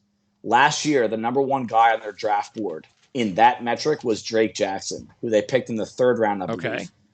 This year, the top player on that metric was Robert Beal Jr. Okay. Better than every player in the draft along the front 7. Okay. So that's something to just keep in the back of your head, that San Fran, they do need a little bit more depth on the outside. They signed Bryant and Cleveland Farrell, formerly Clemson teammates. We both know that they're not going to be guys that, make a huge impact there. But there's something there with this kid. Okay. I just want people to keep that name, Robert Beal. D. Winters, linebacker they took from TCU, undersized kid. He was a former safety. The one linebacker that he watched the most in college to try and put his game after was Fred Warner, his now current teammate with the Niners. So I like hearing little stories like that. One thing I was confused about, and it sounded like they just didn't find the value, they didn't add any offensive linemen. True. That was a confusing, yes. And maybe that was schematics. That is a big issue. Yes. They like Colton McKivitz, the kid they drafted from West Virginia a couple years ago. They liked him so much that they almost traded Mike McGlinchey last year. Okay. And he's now playing for the Broncos. So, that's what they're saying right now. Yeah, they better be right. You're exactly right. Oh, the Fisher kid from Shepherd they signed. Yeah, he was their top free agent. I think that was the contract they gave out the highest money to. So, the tight ends they brought in, Latu from Alabama, Braden Willis from Oklahoma. Yeah, see the Latu thing, they don't really use a number 2 tight end all that much, which is why I didn't really understand a 3rd round pick at a position unless you thought or think that he's your tight end of the future. Right. And, there are rumors already that Kittle might be done there soon because of economic reasons. I think he means so much to that organization. I can't see him going anywhere anytime soon. But Braden Willis makes more sense to me on that team because he could play fullback, H-back. Okay. He's a great special teamer. He's a good tackler. All this stuff, right? Yeah, the Latu decision there instead of offensive line was a little confusing to me. And like I said, to get Bell into 7th is a nice spot for him because he could also return kicks for you. And so they potentially took care of a couple of spots on special teams, but again, they did not have a couple of picks, the first round or 2. So it is what it is. You have to judge that also by what they did with their trades and things of that nature. So, and we move on. So the San Francisco 49ers, Lynch has done a fantastic job there. So we're not going to question, we will question, but we won't say anything too negative because he's done a really good job. Yeah, he has. Now let's talk about the second team in the NFC that you considered one of your top 5 drafts and the second of my 2 NFC teams that I thought had the elite draft, the Seattle Seahawks. And Seattle, now, though it's interesting too because this is definitely one of those things we talked about with Detroit. If you just look at the players, it's even that much better. The thing that I don't want to do that would bring the draft down just a little bit if I did it is, well, you picked Devin Witherspoon as the 5th pick in the draft? Okay. But let's just get rid of that because that's what this is about. And you just look at all the players that they picked up. I mean, they had another corner. They picked up their star corner, it looks like last year. So if that works out, that's awesome. If Smith and Jigba can be the man that he looked like he was going to be before the injury to go along in that wide receiver room, holy wow. Charbonneau we love. So that's a 1-2 punch now for the next 5 years that they don't have to worry about. They add another offensive lineman in there at guard in Bradford. But more importantly, in my mind, after going out and getting 2 tackles last year for the that will hopefully be around for the next 6-7 years, I believe they've got their center now that will be there for the next 6 or 7 years, and they got him in the 5th round.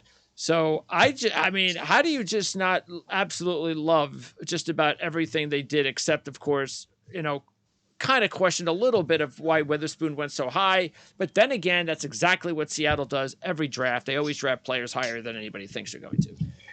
Right. And it usually works out. These guys have been together for over a decade, John Schneider and Pete Carroll, and they know what they're doing. And, this is the first time they've used, one statement. If you ever mock draft a cornerback to the Seahawks, all their fans would come for your head saying, we don't use 1st-round picks on cornerbacks, right? Blah, blah, blah. So that trend is now broken, so we don't have to hear that anymore.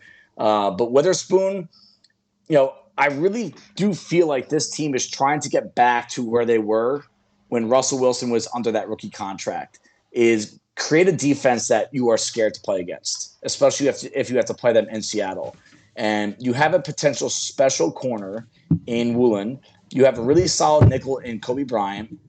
And now you have what they consider to be the top corner in the class in Devin Witherspoon. Whether you think he was worthy of the 15th pick or 5th pick, I think it's all about what this team was trying to do to their football roster. Is to give them 2 lockdown corners in addition to the 2 additions they made up front, in addition to Bobby Wagner coming back, in addition to Darrell Taylor starting to seem like he's breaking out. And then you add 3 other pieces to this defensive front in Derek Hall, who I like a lot, Mike Morris, who in this scheme behind Draymond Jones, I think will do well, right? I don't think Mike Morris would have fit into every scheme in the NFL, and I was really worried about where he'd get drafted to. This is one team I think it works out well. Cameron Young gives them a run defender that they desperately needed last year. Charbonnet, we talked about the center, Oluwatimi, but I think Anthony Bradford is a really good, solid backup guard as well. Everywhere. Oh, and by the way, Evan Brown might turn out to be a good center pickup too, a very underrated player. So they just got a lot better on the interior. That offensive line right now overall could be set up all across the board now for the next 5 years. Yeah, exactly. With depth, not just the starting 5, So, just everything you see on this team, even some of the undrafted free agents they got, it makes sense. Everything they do makes sense every year. And it just seems like, I think I wrote this somewhere, the Seahawks just know what they're doing in the draft better than other teams. And this is why I think a front office is so important. We were, so obsessed with quarterbacks and head coaches and coordinators. I think if you could find a front office that really knows how to manipulate the draft, and no one trades as much as John Schneider, maybe Howie Roseman, and they know what to do every single year in the draft. And that's why they're competitive. It's not because Geno Smith is a great quarterback. They built a great team around him, and they know what to do with the players when they get there. So, getting my number 1 wide receiver in Smith and Jigba at the 20 spot in a situation that is just perfect for him because you don't have to put him on the outside. What did I say about him prior to the draft? If he finds a slot-only role, he's going to thrive. If you try to force him into a role that he's not comfortable with or he's not suited for, you're gonna get a mixed bag there. This is a perfect situation for him. Just looking at them with Walker, with Lockett, Smith and Jigba, Metcalf, and even maybe this now even opens up the opportunity for Noah Fant to hey, nobody's paying attention to me. This offense, the entire offense is set. You tell me, though. There's one question I have. Do you believe in Geno? Yes. Now, I don't know if I'll believe in Geno in the playoffs, to win a Super Bowl yet. That's the thing. I don't know what happens along those lines because I don't think anybody knows. I said earlier the Packers would be a very fascinating team to watch. I think this will be a very fascinating team to watch too because the roster, take quarterback out of everyone's room right now.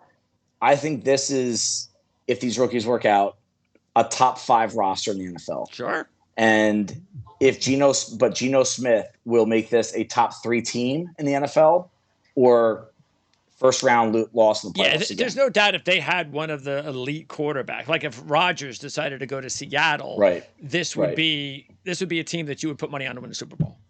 Absolutely. Yeah. Absolutely. So, I might even put some money on them right now just because you never know.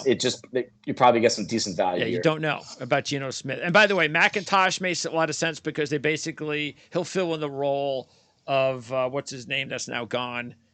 Travis the Homer. Little guy, yeah. So, Travis Homer. That was a nice little add on there. I know there's some people who really like this Matt Landers kid. What do you think about him, the undrafted wide receiver? And Bobo, they also picked up. I like Bobo, but I like CJ Johnson. Both. CJ Johnson too. Yeah.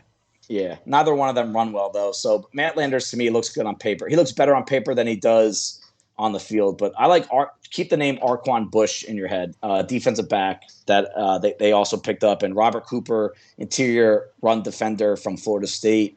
Those are 2 guys that I think can make an impact here. Which guy from Florida State? Robert Cooper, the D tackle. Oh, okay. Yep. Robert Cooper. Got it. Robert Cooper. Yep. All right. So there you go. Seattle fans have to be real happy about their draft. And now, look, the only thing they haven't done yet is really, because I know a lot of fans were thinking that they were going to use up one of their picks on a quarterback, like just in case Geno doesn't work out. But this is proof. They didn't just give him all that money and say what they were saying for nothing. They believe that Geno Smith can be the guy. And I didn't think they were going to go quarterback in this draft unless it was a backup like day 2, day 3. I thought they were. Yeah, Hendon Hooker would have been interesting because he was available. Yeah, and he wouldn't be playing till next year either. So, all right, 2 more to go. Tampa Bay is one of them, and I wasn't really blown away by the Bucs draft.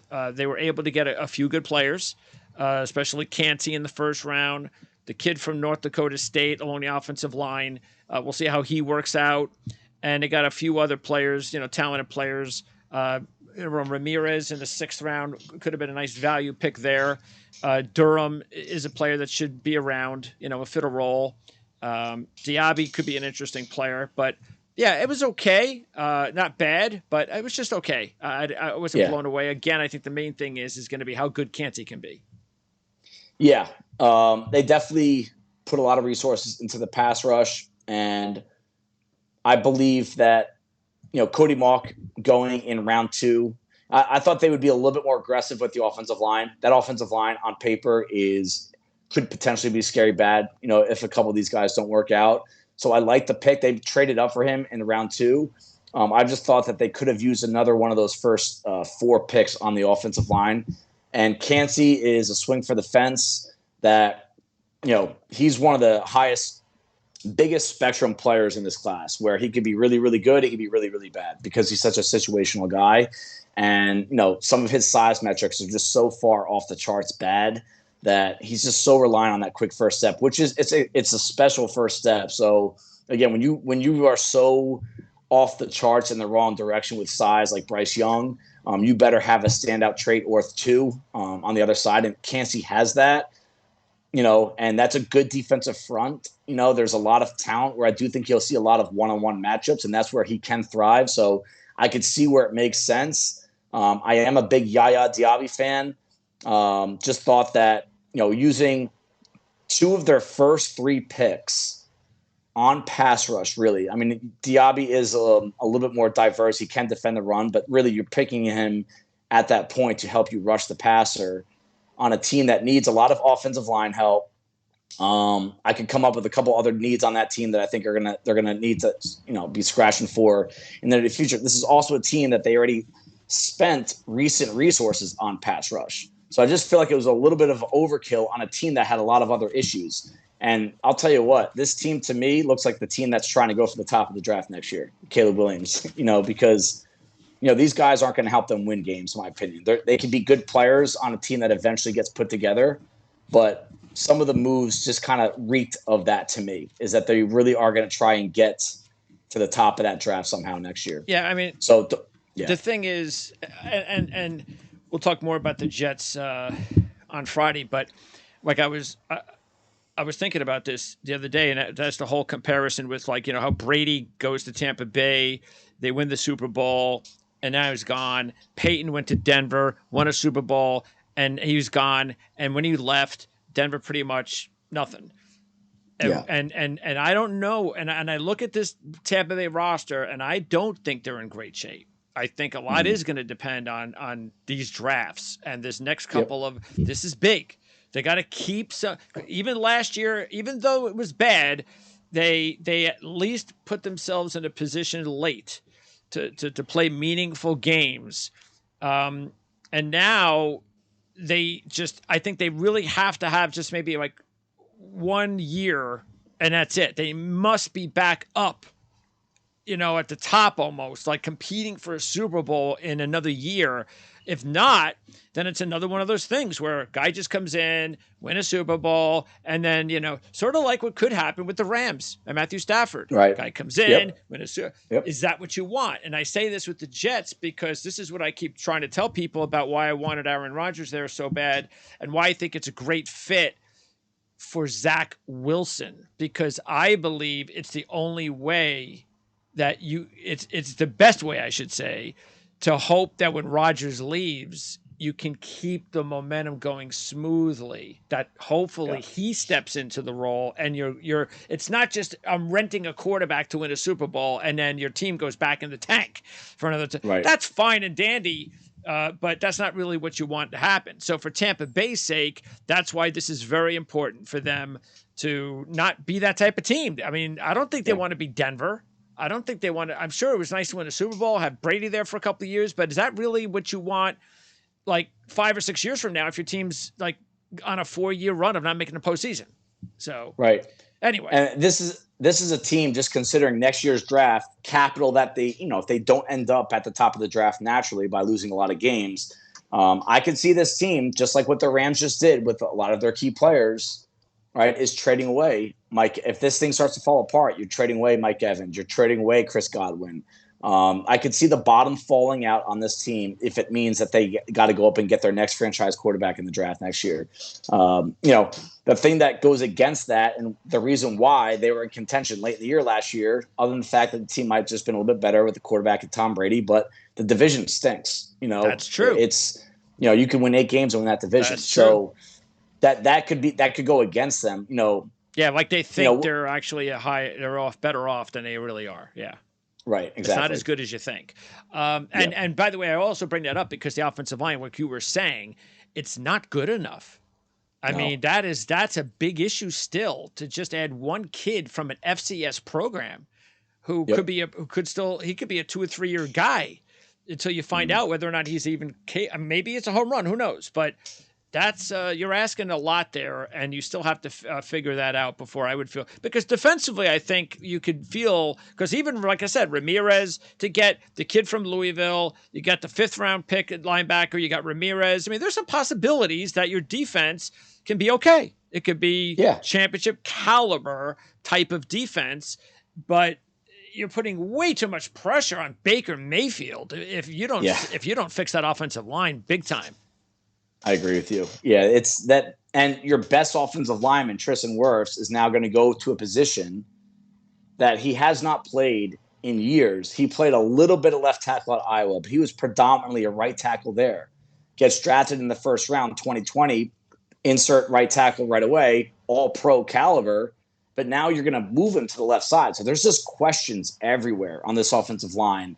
And it's just, it's a risky game to play with a Baker Mayfield at quarterback. Yeah, because they're looking at it and going, well, as a GM, I drafted, I drafted my guy in the 2nd round last year. I drafted my guy in the 2nd round this year. Those are my guys. You'll see. I know what I'm doing. That's my right side of the offensive line. They're going to be better than you think. You know what? If he's right, then they're better than you think. But these are still question marks. Yep. And they also have a big hole at left guard. So, as far as undrafted players, interesting that Izzy was picked up, who I think can be a pro defensive back because he went to Rutgers. And, of course, Todd Bowles' son plays at Rutgers. Okay. So he probably saw a few games there. Son's a defensive back and he probably saw this kid play. Probably like, oh, okay, this kid's not bad. Other than that, Sean Tucker was probably the biggest name, right? Yeah, Sean Tucker, who had his private pro day, I think a week before the draft, and he did well there. Still sounds like there's some weird stuff medically going on with him that's not body related, not like injury related, like some sort of condition. I'm not sure. I don't want to put that out there yet, but it sounds like there's something weird going on with him. Raheem Jarrett, a wide receiver from Maryland, is someone that caught my eye a lot when I scouted Maryland. A lot of good and bad with him, Jalen Reagor type. But to get him as an undrafted free agent on a team that has no wide receiver talent beyond their top 3, I think he's got a good shot at making that team. By the way, you bring him up. This, I think, is bad for recruiting at Maryland. Demas, Jarrett, Copeland. Don't get drafted. You're if right. I'm a team that's competing against Maryland for a kid, I'm going. What happened? You want to go? You think you're going to get? You think you're going to get coached up, and you're going to? You want to go to the NFL, don't you? You want to get drafted, don't you? Yeah. So 0 for 3. Not a good look. That's a good point. All right, we're going to close with the Washington Commanders, and overall, I think Washington was just okay. I didn't think there was anything great. If you take a look at, and again, we were talking about the quarterback position, and exactly what was going to be the deal there. Was Sam Howell going to be the man? And right now, Sam Howell's the man.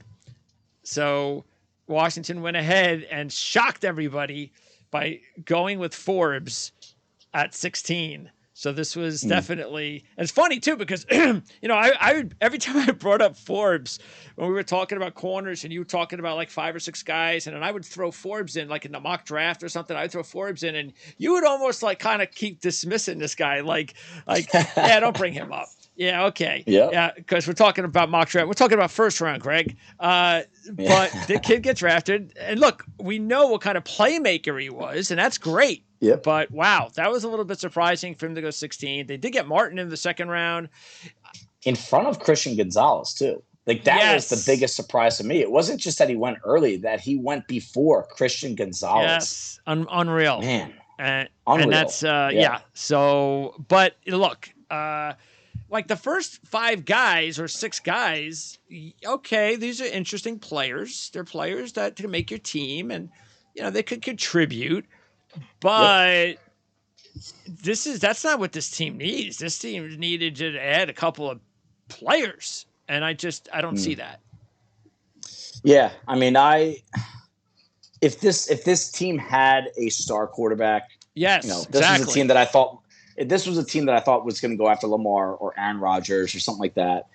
If they had one of those guys, this draft would make a little bit more sense. And honestly, I don't know what else they could have done. Like, it's hard for me to say. I mean, to go into the draft in the NFC East, which is getting more and more competitive every year, as Sam Howell as the guy on this roster, and this is the draft that you walk away from, it's a tough sell that this is going to work out for them in terms of, immediate contributions. And how much longer does Ron Rivera have there? That's the question. With new ownership coming into play at some point. That's going to be a big part of the question here. But, other than quarterback, defensive back was my top need for this team. A surprise to me, though, in a draft that had so much tight end talent, and the new offensive player caller, Eric Bieniemy, is coming from Kansas City, who relies on the tight end more than any team in the NFL.